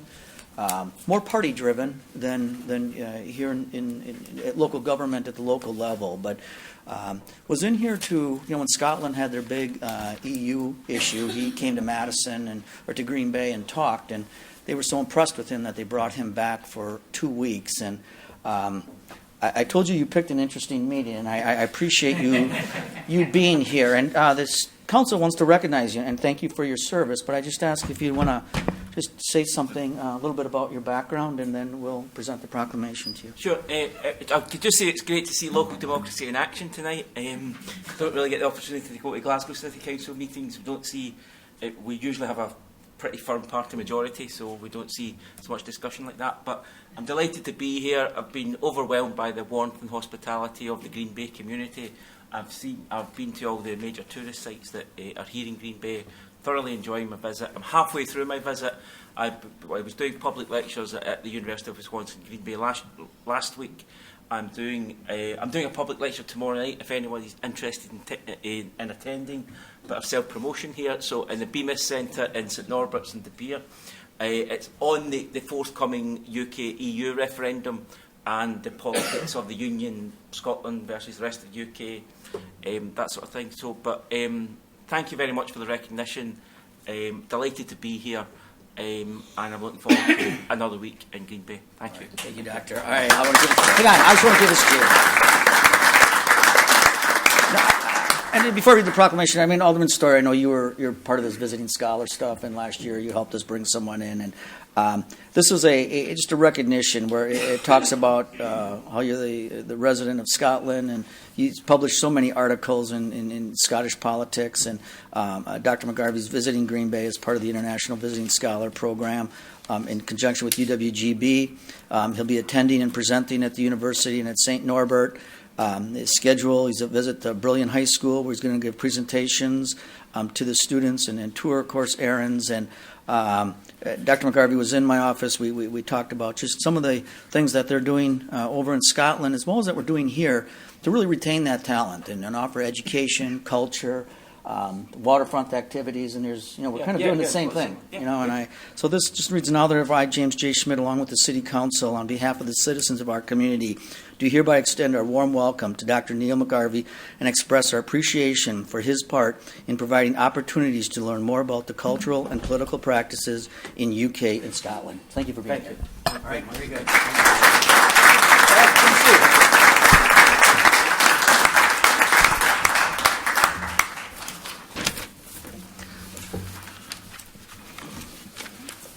All right, Clerk. We're on to referrals. Hang on. Alderman Stoyer had a comment. Sorry. I just wanted to give recognition to Chris Michelle as well, one of my constituents who has been involved in this program for quite some time. Great. So thank you, Chris. All right. Go ahead. We're on to referral of petitions and communications. On page 1 of your packet, you have all petitions and communications received by the clerk's office by noon on Thursday. We will now accept any late communications you may have. So this is the part of the meeting where we entertain late communications, and you can always send a communication into the clerk's office or and to get into the system. But at this time, if there's a communication, we'll take the communication here, and then we direct it to one of the standing committees or the proper authorities. And we'll begin with Alderman Tom Duane. Yeah, thank you, Your Honor. This is for staff, and I presume it's going to go to Paul Newmeyer. And that is to make sure the cell tower on NEW Lutheran's properties matches cosmetically with the neighborhood. Thank you. All right, thank you. Alderman Mark Stoyer, late communications. Thank you, Your Honor. I've got two. One to Law and Finance to study the possibility of having potential city projects and/or ongoing city projects listed on the city webpage for citizens to see and to understand. Second is to law, and this is both from myself and Alderperson Dorff, that any Class A, B, or C establishment that serves alcohol, beer, wine, or other alcoholic beverages would be required to participate in the Brown County Tavern League Safe Ride program or a similar service. In order for any Green Bay Class A, B, or C establishments to stay in operation, those establishments must participate in the Brown County Tavern League Safe Ride program or any other similar program which provides an alternative to operating a vehicle while under the influence. Thank you. Thank you. Alderman John Vanderleest. Mayor Schmidt, Mr. Duane, Public Communication, myself, John S. Vanderleest, District 11 Advisory Committee, request the $5.4 million in excess sales tax money to be returned directly to the city taxpayers in 2017 as a property tax credit on their property tax bill. There are 33,582 tax parcels in the city of Green Bay on the tax roll for city assessor's office. $5.4 million divided equally among the 33,582 parcels would represent a property tax credit of approximately $160.80 per parcel.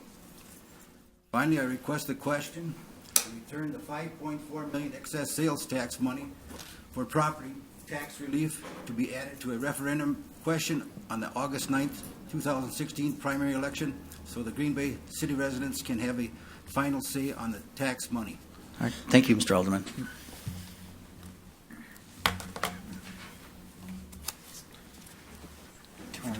Are you done, Tom? Yep, thank you.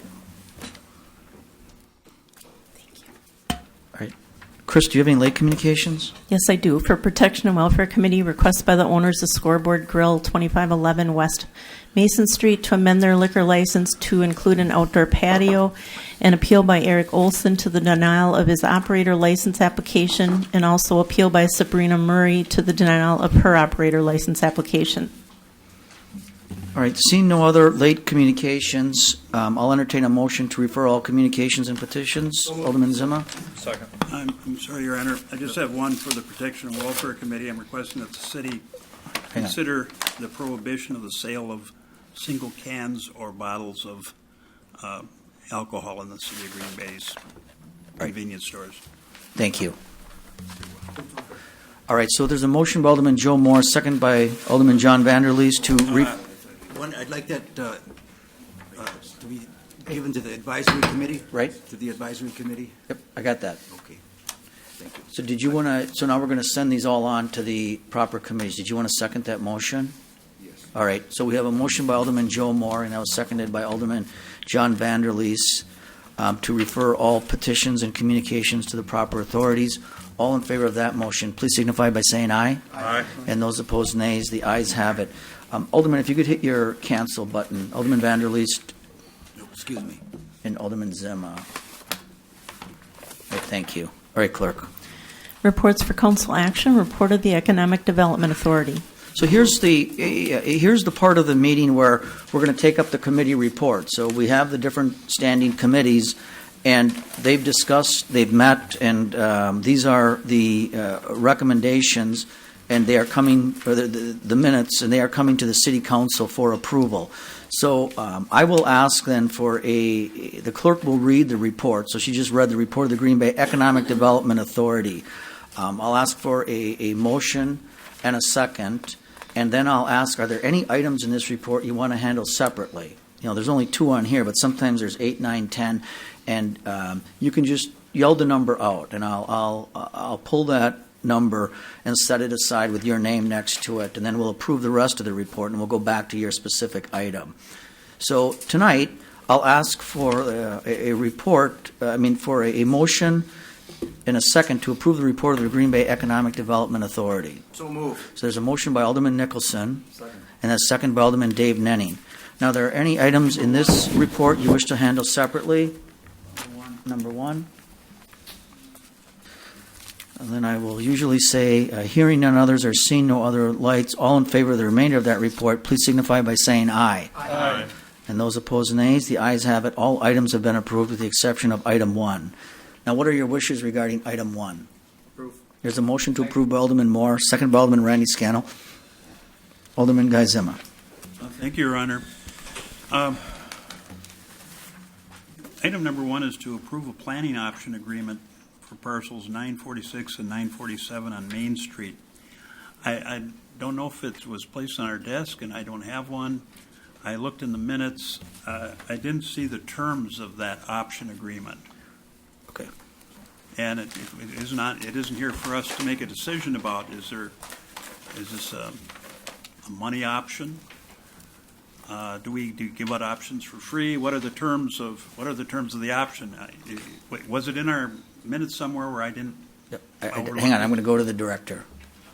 Director Vonk? Sure, thanks. Alderman Zima, the option for parcels 946 and 947, it correlates to the option that was done by the Redevelopment Authority, which is item number 2. And the planning option agreement is in that packet.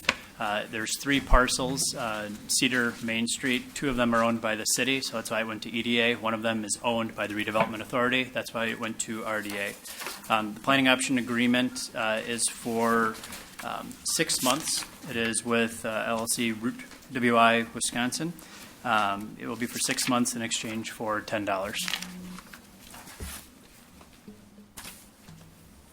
I'm just looking for it here now. So people can tie up a property for as little as $10. I guess it could be for free. Right. Oh, there's been no activity on this. Normally, people pay for options when they want to control something for a period of time. I guess I'm just wondering why we aren't getting revenue from people. If they're serious about options, they ought to be putting down. I mean, people put down earnest money of $500 on just a simple house purchase on an option to buy a house. Here we're giving people a 6 months option. The land is tied up for 6 months for $10. It's about $1.50 a month. Alderman Zima. It should be more than that. Director? Sure. Based on the low level of interest on this property, staff felt that this was an appropriate measure. Should the applicant come forth and wish for an option extension, we could put that in consideration, given we feel that within 6 months, again, the objective is to reach a term sheet and/or development agreement for this property. Are you saying there was no one else interested in this property? We did have another person interested in this property. We issued a brief request for proposals asking for information from both of the interested parties. The other applicant, we only received 1 application back. And so therefore, staff decided to go with the applicant who submitted all their materials on time. Okay, well, I don't know. We charge people permits, fees way higher than that just for putting some shingles on their house. And now we're tying up a piece of property for 6 months for $10. I guess I don't, do we have a right to make an amendment to this fee? Yeah. Alderman, you would have the ability to make this amendment.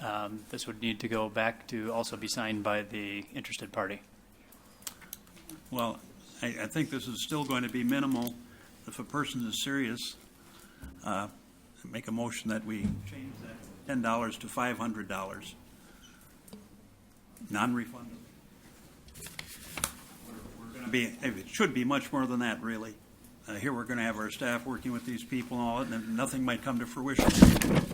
So there's a motion on the floor by Alderman Zima to amend this to a $500 non-refundable option. Is there a second? That motion. I'll second it. All right. That motion is seconded by Alderman Nicholson. Alderman Zima, did you want to say anything else? We talk about running the city like a business, and where's the business mind in this? We practically fine everybody else that wants to make home improvements or anything.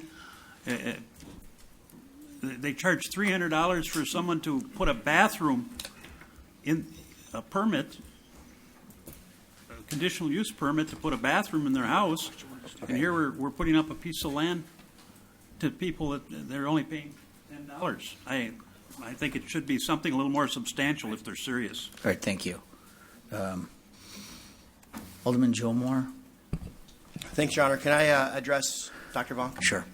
Dr. Vonk, any other terms as far as finances discussed, and are you comfortable with $500? I would be fine with amending this as long as those discussions hadn't already taken place. Yeah, I'm fine with the amendment. We discussed this, with the developer, and if that party is, I think as Alderman Zima had said, has a scare interest in it, I think they would be amenable to this option. Thank you. And Alderman Tom Dwayne on the amendment? Yeah, thank you. May I approach Dr. Vonk? Yep. Mm-hmm. Did they say what kind of interest they had for properties, what they might want to put there? Or, okay, they did? Yeah. All right. I know you don't want to just... We can't. Yeah. Yep. It will be a mixed use, which staff feels comfortable with, yes. And Alderman Weary?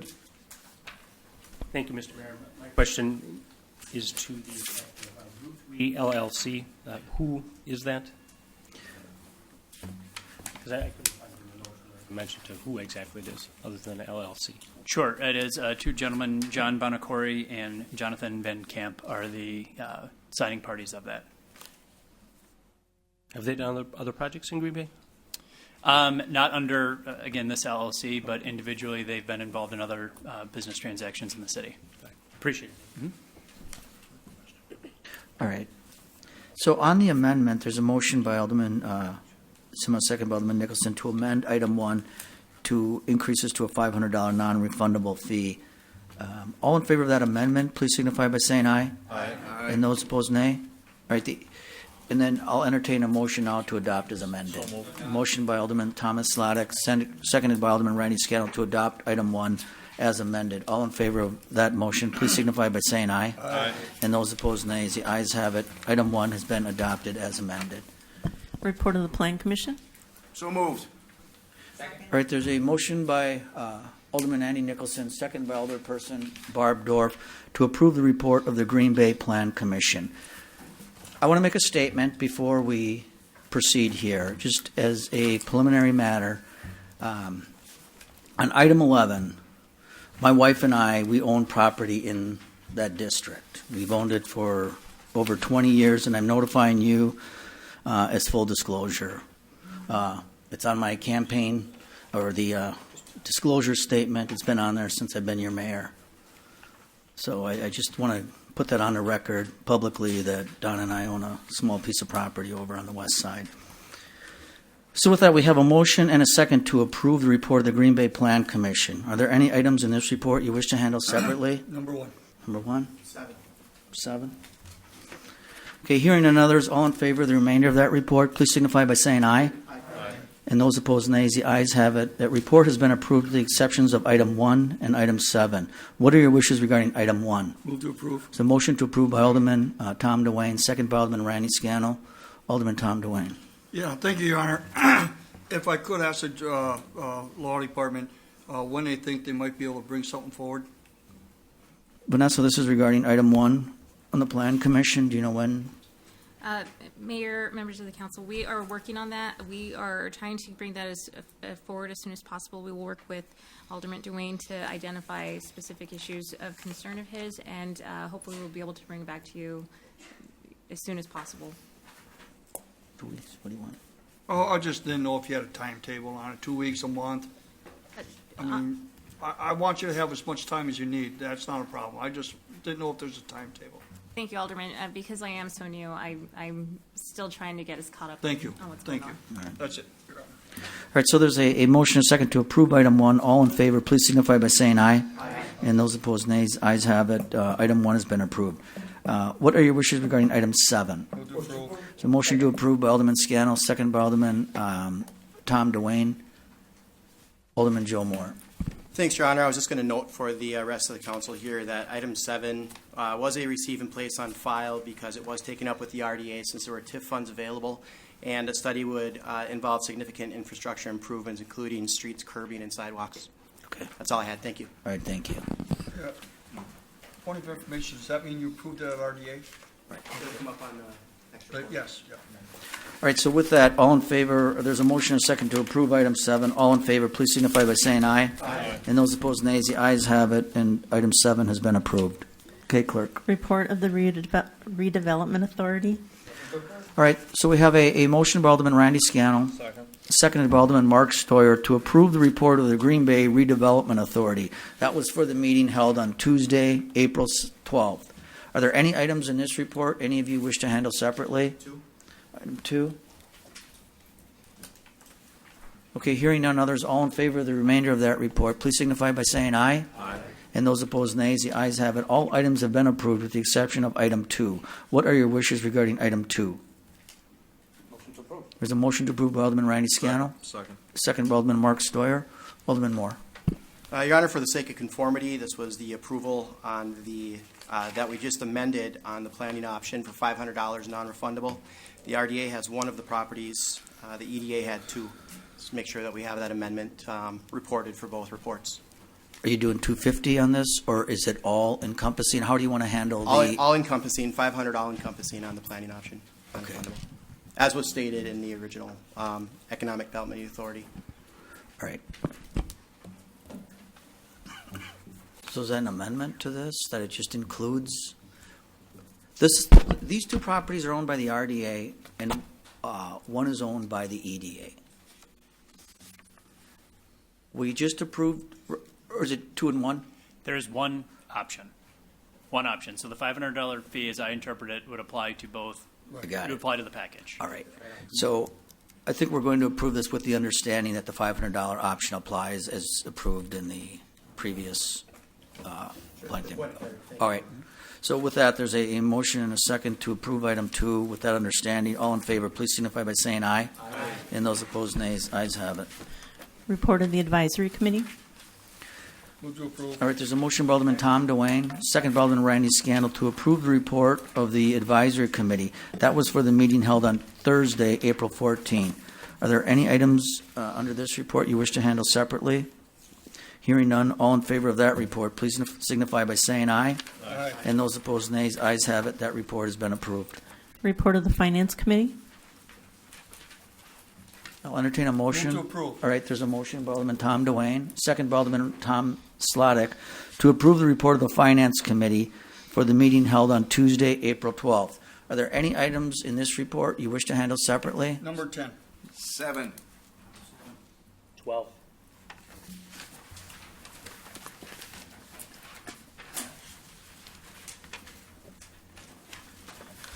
Okay. Hearing none others, all in favor of the remainder of that report, please signify by saying aye. Aye. And those opposed, nays. The ayes have it. All items have been approved with the exceptions of 7, 10, and 12. We'll first begin with item 7. What are your wishes regarding item 7? The motion to approve by Alderman Joe Moore, second by Alderman Randy Scannell. 2 of you pulled that. Mr. Vanderleest, do you want to? I'll go to you first. Lead pipe figure. Yes. I gave out some flyers from Handale here that you can look over. This is how the city of Madison handled this as far as the financing. The issue is that when you're going to be, If you speak into your mic, then Alderman will just all hear you. the issue is that when the city gets involved on private property, generally those water lines they could be anywhere from 80 years old or older.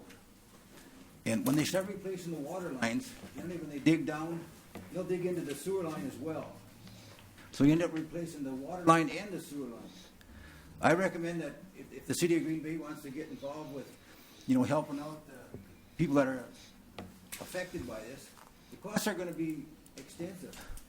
Because when you start replacing the sewer line, then when you get into the home, you have to put a backwater valve in the sewer line. Most of these sewer lines are old; they're just as old as the water lines.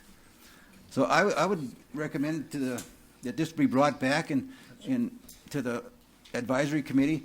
The city of Madison, what they did was Finance. It would go back to the Finance Committee. Okay, but, the Finance and that is a proper motion. If you would like to make a motion to refer this item back for further discussion, that would totally be in order, and you could. I know the city of Green Bay is going to. I'll make that motion. Of the water He's department, got the floor. Of the water department, they're going to spend $8 million to upgrade all those lead lines. And I forget the exact number, how many are affected by the property owners. But I would say that for the city's part of it, they wouldn't want to, cover these whole costs. Right. So, Alderman, you do have the floor, and you would like to send this item back for further discussion, clarification. I will second so that motion. All right, and that was seconded by Alderman Tom DeWayne. Would you like to add anything else, or are you good? Because we're going to take it to a vote. Is there anything else you want to add, sir? Just that we look it over a little closer as far as the costs are going to be higher than what we want to pay. All right. So there's a motion and a second to refer this item back. Did you want to speak to that, Alderman?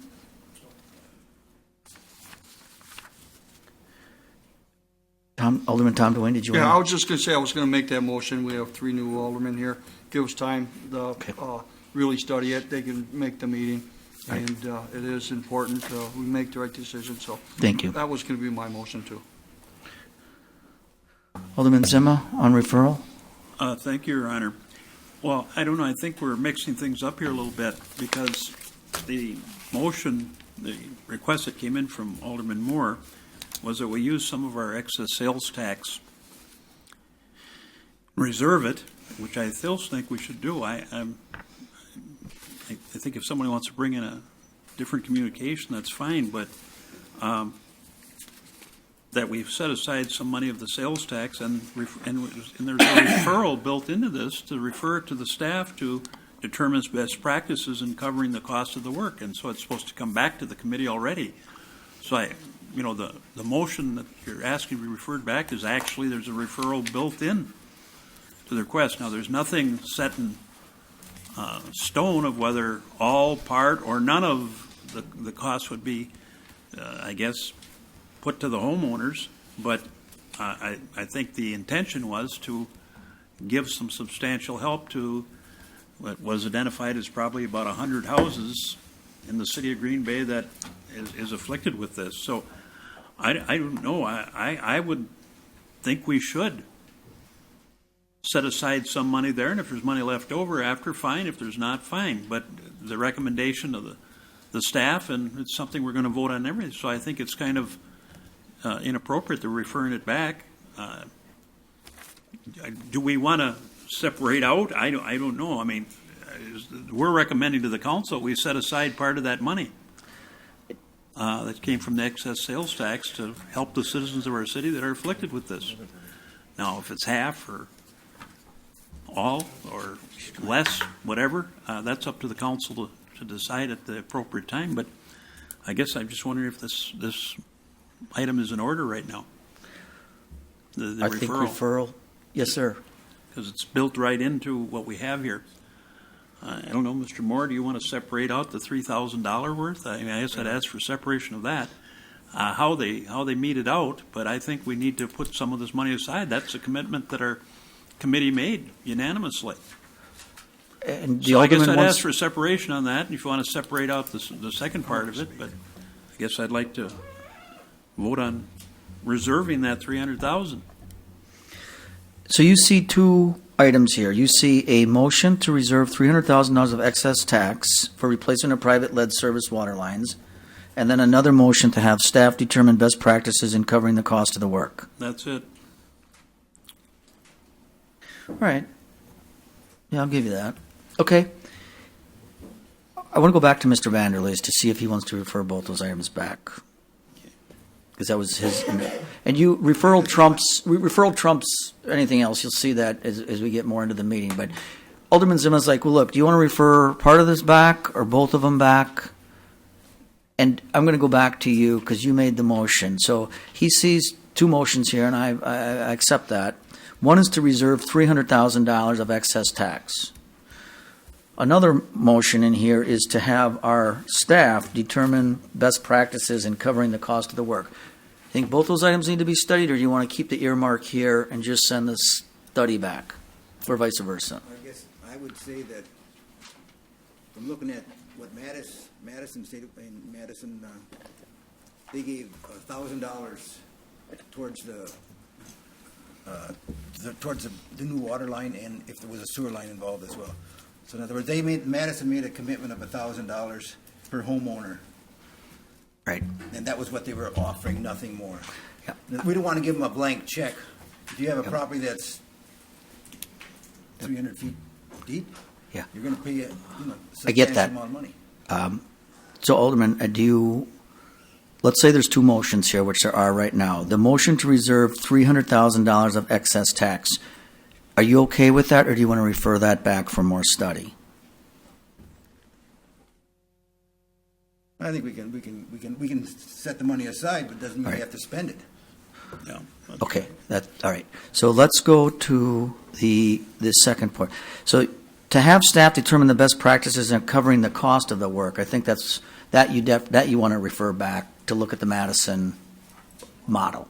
That's great. I don't think that the water department is going to have their people going from the street up to the house and doing the work. It's going to be a private contractor that's going to be doing the work. I understand. Otherwise, the city's going to take on a liability. Right. Okay. And how long are we going to guarantee it? Yes, sir. All right. So let's move then. So the first item is to reserve $300,000 of excess sales tax for replacement of private lead water services. And you make a motion to approve that, Yes. Alderman Zima. And that's seconded by Alderman Joe Moore. So let's discuss that. Alderman Tom DeWayne, did you want to? Yeah, I just wanted to make a point. After this went through, I received about 8 calls, and their main question right away is, where's my money? I already had to replace mine, and the city didn't help me one bit. So are you including me in on that? So I think there's got to be a discussion on that, because there's quite a few that have been done already, and all of a sudden, and I voted with Joe. I thought it was Well, that's very the second part, commendable. though. Yeah, well, I'm just saying, I want to make a point, Alderman Zima, that there's going to be a lot of questions out there, and I think we really got to talk about this and how, all of a sudden, there's only 100 some left, but how many are already done? Okay, I'm taking that up now, though, Alderman Zima. I'm taking that up now. The motion on the floor Well, is... Your Honor, what Mr. DeWayne is talking about is what would be considered in the second part of the motion, which we're referring back. Okay, We're the just motion on the talking floor about- right now is we're to talking about earmark approving $300,000. Reserving that Right. much. We may or may not use all of it. His light was on. That's good. Alderman Nenning, this is on reserving $300,000 or earmarking $300,000. Yeah, thank you, Your Honor. I guess I've also had the questions from residents about the fairness and, people that have done it already, people that are having their roads improved this year, and where do they stand? And so, personally, I think when it comes to the excess sales tax money, that whole issue needs to be discussed in its entirety. I really, we may very well end up setting some of it aside for addressing the lead service issues, but I really think it's premature to set aside some of that sales tax money until we look at that whole issue. And on the second half of this, but no, that's not what we're talking about here, but our staff, in my understanding, our staff is already studying the extent of the problem and the best practices to address it, and that they will be coming forward with some recommendations, some comprehensive recommendations shortly. And when they do that, I think we can look at the whole issue and decide, where we want to spend money, whether it's on the public section of the water mains that are lead, or on the private, helping the private owners. But until we know the extent of the issue, what the cost is, what the options are, I really would prefer to refer the whole thing back or table it. All right. Do you want to refer the first part back? There's a motion and a second to earmark the money. Are you asking to refer this? Yes, I would make a motion to refer that as well. Second. All right, and there's a motion by Alderman Nenning. Hang on. Seconded by Alderman Nicholson. Right, we've got two motions. We're talking about the $300,000 on referral. Alderman Nenning, did you want to say anything else to that? No, thank you. Alderman Stoyer, on referral of the Yes. 300,000 item. I would agree with referral as well. I liked what Alderman Vanderleest brought up too about maybe putting this on a referendum. So I think, Alderman Moore's talk of getting the 300,000 I think is a great noble gesture. But after listening to Alderman Netting on this, that it would be a piecemeal effort, I think I would prefer to have it referred back so we can talk more about it. Thank you. All right, thank you. I'm going to use the board on this. This is on referral of the $300,000 of excess sales tax for replacement of private lead service water lines. Then actually go back, right? Oh, hang on, I didn't see it. Alderman Moore?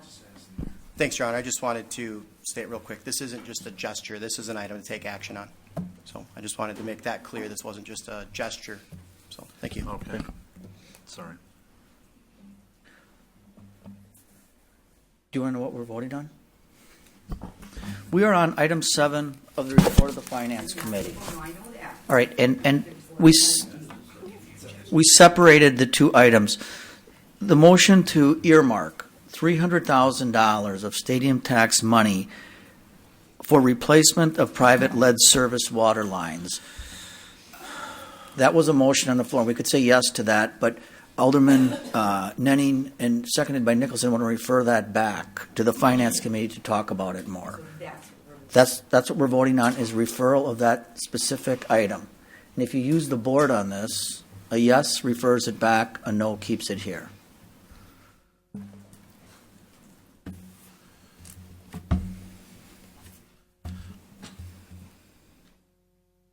And that passes 9-3. So that item of $300,000 is referred back to the Finance Committee.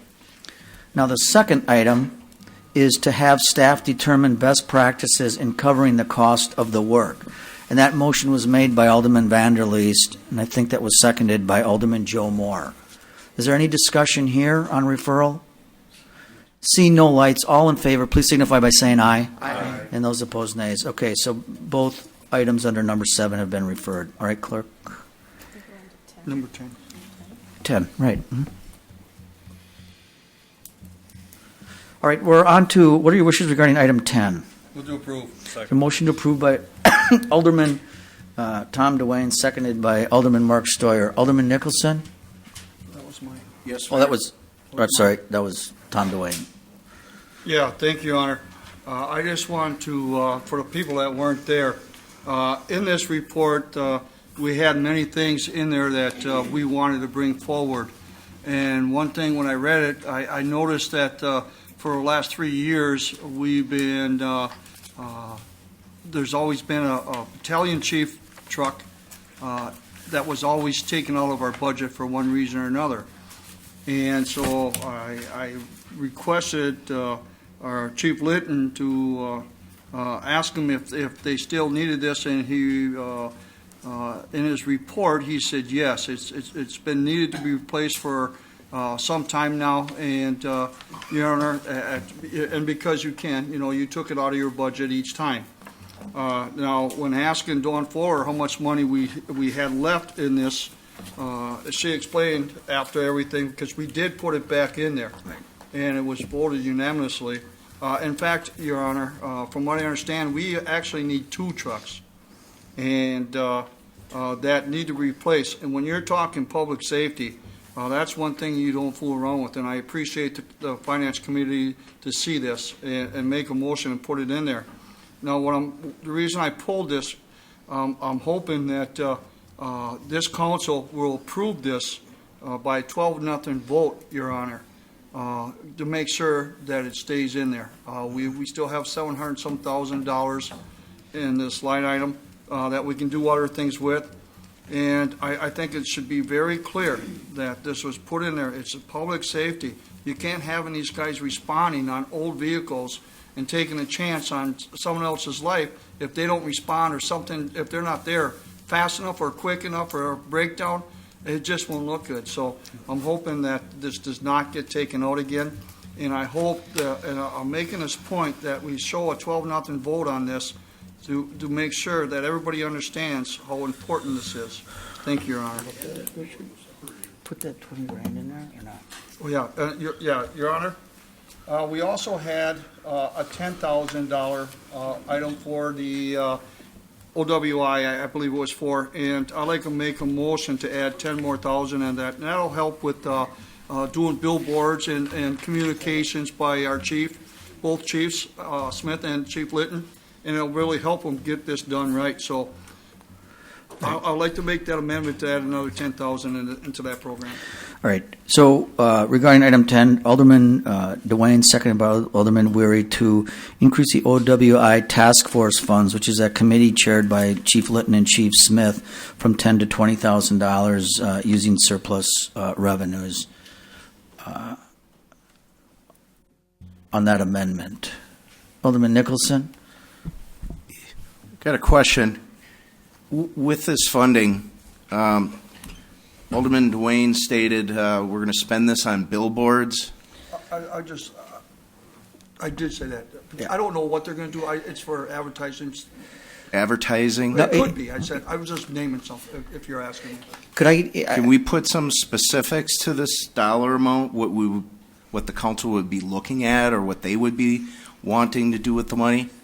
I mean, could I call on the chiefs? Yeah, because they're working on this. All right, either Chief Litton or Chief Smith. This is regarding the additional $10,000. Go ahead. You bet. I'd like to start off. We have a couple things that our task force has come up with that we think would be advantageous to have us in this OWI task force. Number one would be the repainting or repurposing of a old police vehicle that we could put outside of drinking establishments that have been done. This has been done throughout the state and other areas. The front half stays a standard police vehicle. The back half is painted as a taxi. The message is choose your ride. Take a taxi home or take a police car home. The other thing is I'd like to lease 2 more, and these are all things that we have planned, but we have not come up with a final list. I'd like to lease 2 more police motorcycles for the summer. They would be used for all types of traffic enforcement, but mainly for DUI enforcement. I think with the addition of the 2 motorcycles that we have, would provide a very high presence in our areas that are prone to DUI collisions. As far as the advertisements talking about, sir, we'd like to come up with a advertising campaign, including flyers to be put out at bars, including table coasters and table advertising type of things that we'd be able to put up in all the different drinking facilities and all the 166 or so bars that we have here in Green Bay that would send a message to everybody. Then there is the possibility of doing billboards. What else am I forgetting? I think that this task force is in the beginning stages, Alderman Nicholson, and we're going to bring back those ideas directly back, I think, to the council for sure. But those are some of the ideas that we've talked about: education in the schools and an education program there, junior highs, the junior high level, maybe the high school level. Some events with the Widener Center, Rec at the Widener, kind of talking about the after effects of a DUI and an accident, and kind of showing the younger population those kind of things. So there are all costs that are involved with that, with bringing those issues to light. But and Chiefs, I think we talked about a little bit money may go into research too, to collect some data, to find out best practices throughout the country. Find out best practices. So we want to make an impact with this, and we talked about the amount, and Dawn was in there, and we think $20,000 would be a good investment. No, I just wanted to receive some feedback, because the only thing we had was billboards. And I thought that I'd like to have some feedback that it's going to be more than just billboards. Thank you, Mayor. Right. Alderman Moore, did you want to talk about this amendment? Do we want to accept this amendment and then go on to another item? Sure. Within the same topic? All right. So there's a motion, a second, to amend item 1 to add an additional $10,000. All in favor of that amendment, please signify by saying aye. Aye. And those opposed, nays. The ayes have it. Alderman Moore? Thanks, Your Honor. There were 2 things. First, a point of clarity with Alderman Dwayne's first request for the $85,000. Were you requesting both vehicles, or just the one that? Well, we passed only one. We didn't do the 2. So if you wanted to make that motion, that would be up to you. I'm fine with just the one this year, and then see where we come in next year for the next. But I did want to bring one topic up. During the Finance Committee, Alderman Zima had asked Director Fuller if there were other ways that we can use some of this money now to help us with our expenditure restraint program as we begin our budget for 2017. And one question I should have asked and didn't is if the applied surplus that we've done in the past is an option to help us with the expenditure restraint, or does that not affect the budget? Thank you. Director Fuller? Instead of perhaps calling it applied surplus, because that usually shows up as a revenue, you may consider perhaps increasing the vacant positions as an alternative, because that would actually reduce your expenses to get us underneath that expenditure restraint. I've taken a look at where we are as far as inflation is concerned. We're not going to be quite as tight as we were last year, but it'll be tight, as we always are. So the alternative is just increasing that vacant positions. Your Honor, I would make the motion that we put $200,000 into the vacant positions, make sure we have a cushion when we come 2017, and the remainder then would be applied back to the general fund. Can I ask a question on that? Yep, let me just get this on the floor. So we have a motion by Alderman Joe Moore, second by Alderman Guy Zima, to add $200,000 of the carryover money to vacant positions. Alderman Tom Dwayne. Thank you, Your Honor. Will those vacant positions come before us? It's just, it's a way of earmarking the money. No, I It's not- understand that, but as they come, they still come before us. They wouldn't necessarily be vacant. It's just a way of reducing your budget. I to get I under understand your- what you're doing. Okay. Thank you. Alderman Nicholson? No? Okay. All right, so we have a motion and a second by Alderman Moore and Alderman Zima to add the $200,000 into vacant positions as part of an amendment. All in favor of that amendment, please signify by saying aye. Aye. And those opposed, nay. Anything else here? I'll entertain a motion to adopt item 10 as amended. Second. All right, there's a motion by Alderman Joe Moore and seconded by Alderman Randy Scannell to adopt item 10 as amended with those two changes we just made. You with me on this? All right. So all in favor of that motion, please signify by saying aye. Aye. And those opposed, nays. All right, Alderman Galvin, I'm going to get you in a game. You're looking tired here. Okay. We're on to item 12. What are your wishes regarding item 12? There's a motion to approve by Alderman Tom Slottick, seconded by Alderman Bill Galvin. Alderman Weary. My motion is to refer this back. I think we're at the end game here. It'll be resolved, I think, in the next meeting. All right. So now there's a motion which, again, takes precedent. There's a motion by Alderman Weary, seconded by Alderperson Dorff, to refer this item back for further discussion. Do we have any discussion here? All in favor of that motion, please signify by saying aye. Aye. And those opposed, nays. Ayes have it. That item has been referred back. Report of the Improvement and Service Committee. So we're now on to the report of the Improvement and Service Committee for the meeting held on April 13th. Do we have a motion by Alderman David Nenning, seconded by Alderman Joe Moore? Any items in this report you wish to handle separately? Hearing none, all in favor of that report, please signify by saying aye. Aye. And those opposed, nays. The ayes have it. That report has been approved. Report of the Personnel Committee. All right, there's a motion by Alderman Randy Scannell, second by Alderman Tom Dwayne, to approve the report of the Personnel Committee, and that was for the meeting held on Tuesday, April 12th. Are there any items in this report you wish to handle separately? Seeing no lights, all in favor of that report, please signify by saying aye. Aye. And those opposed, nays. The ayes have it, and that report has been approved. Report of the Protection and Welfare Committee. All right, there's a motion by Alderman Randy Scannell, seconded by Alderman Bill Galvin, to approve the report of the Protection and Welfare Committee. That was for the meeting held on Monday, April 11th. Are there any items in this report any of you wish to handle separately? Seeing no lights, all in favor of that report, please signify by saying aye. Aye. And those opposed, nays. The ayes have it, and that report has been approved. Receive and place on file building permit report for March 2016, municipal court report for March 2016, and 2015 Department of Public Works annual report. So these are reports that are submitted by the clerk, and you can review the building report, the municipal court report, and of course the Public Works annual report. What the motion is to receive this report and put it on file. It means it's been accepted by this body. So there's a motion by, Alderman Nenning and Alderman Moore to receive and place on file the reports. Is there any discussion here?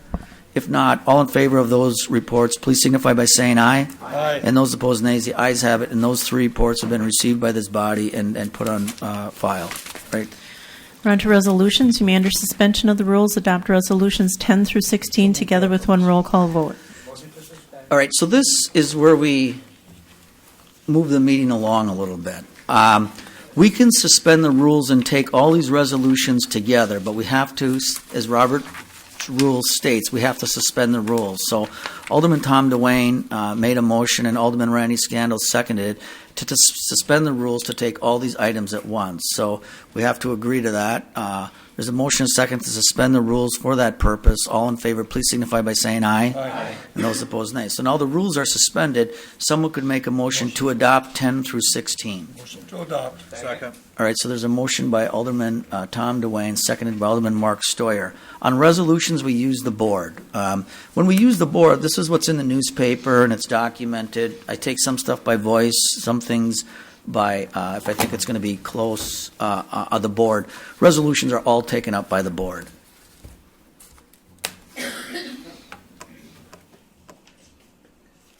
And a yes vote obviously approves the resolutions, and a no vote, or if you want to pull something individually, you can.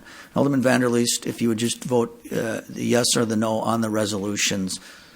Okay, and those pass unanimously. And thank you for that. We're on to ordinances. Third reading. You may, under suspension of the rules, adopt ordinances 17 and 18 together with one roll call vote.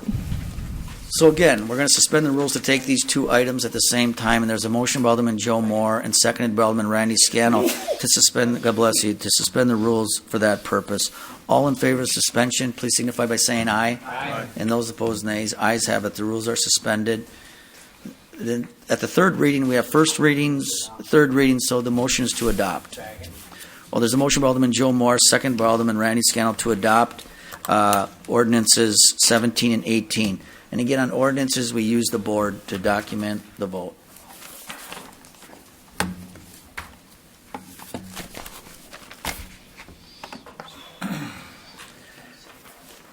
All right, Alderman Galvin, that's what you've been waiting for. You can make a motion to adjourn. Oh, yes, wait, Alderman Weary. I'm sorry. There you go.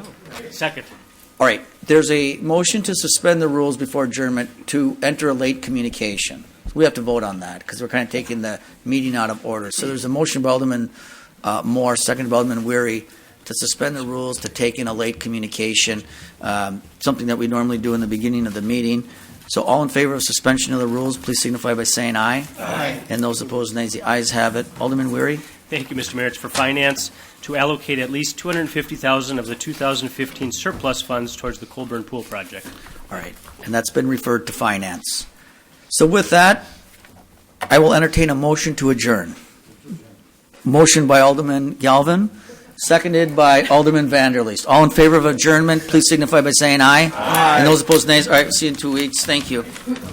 Yep.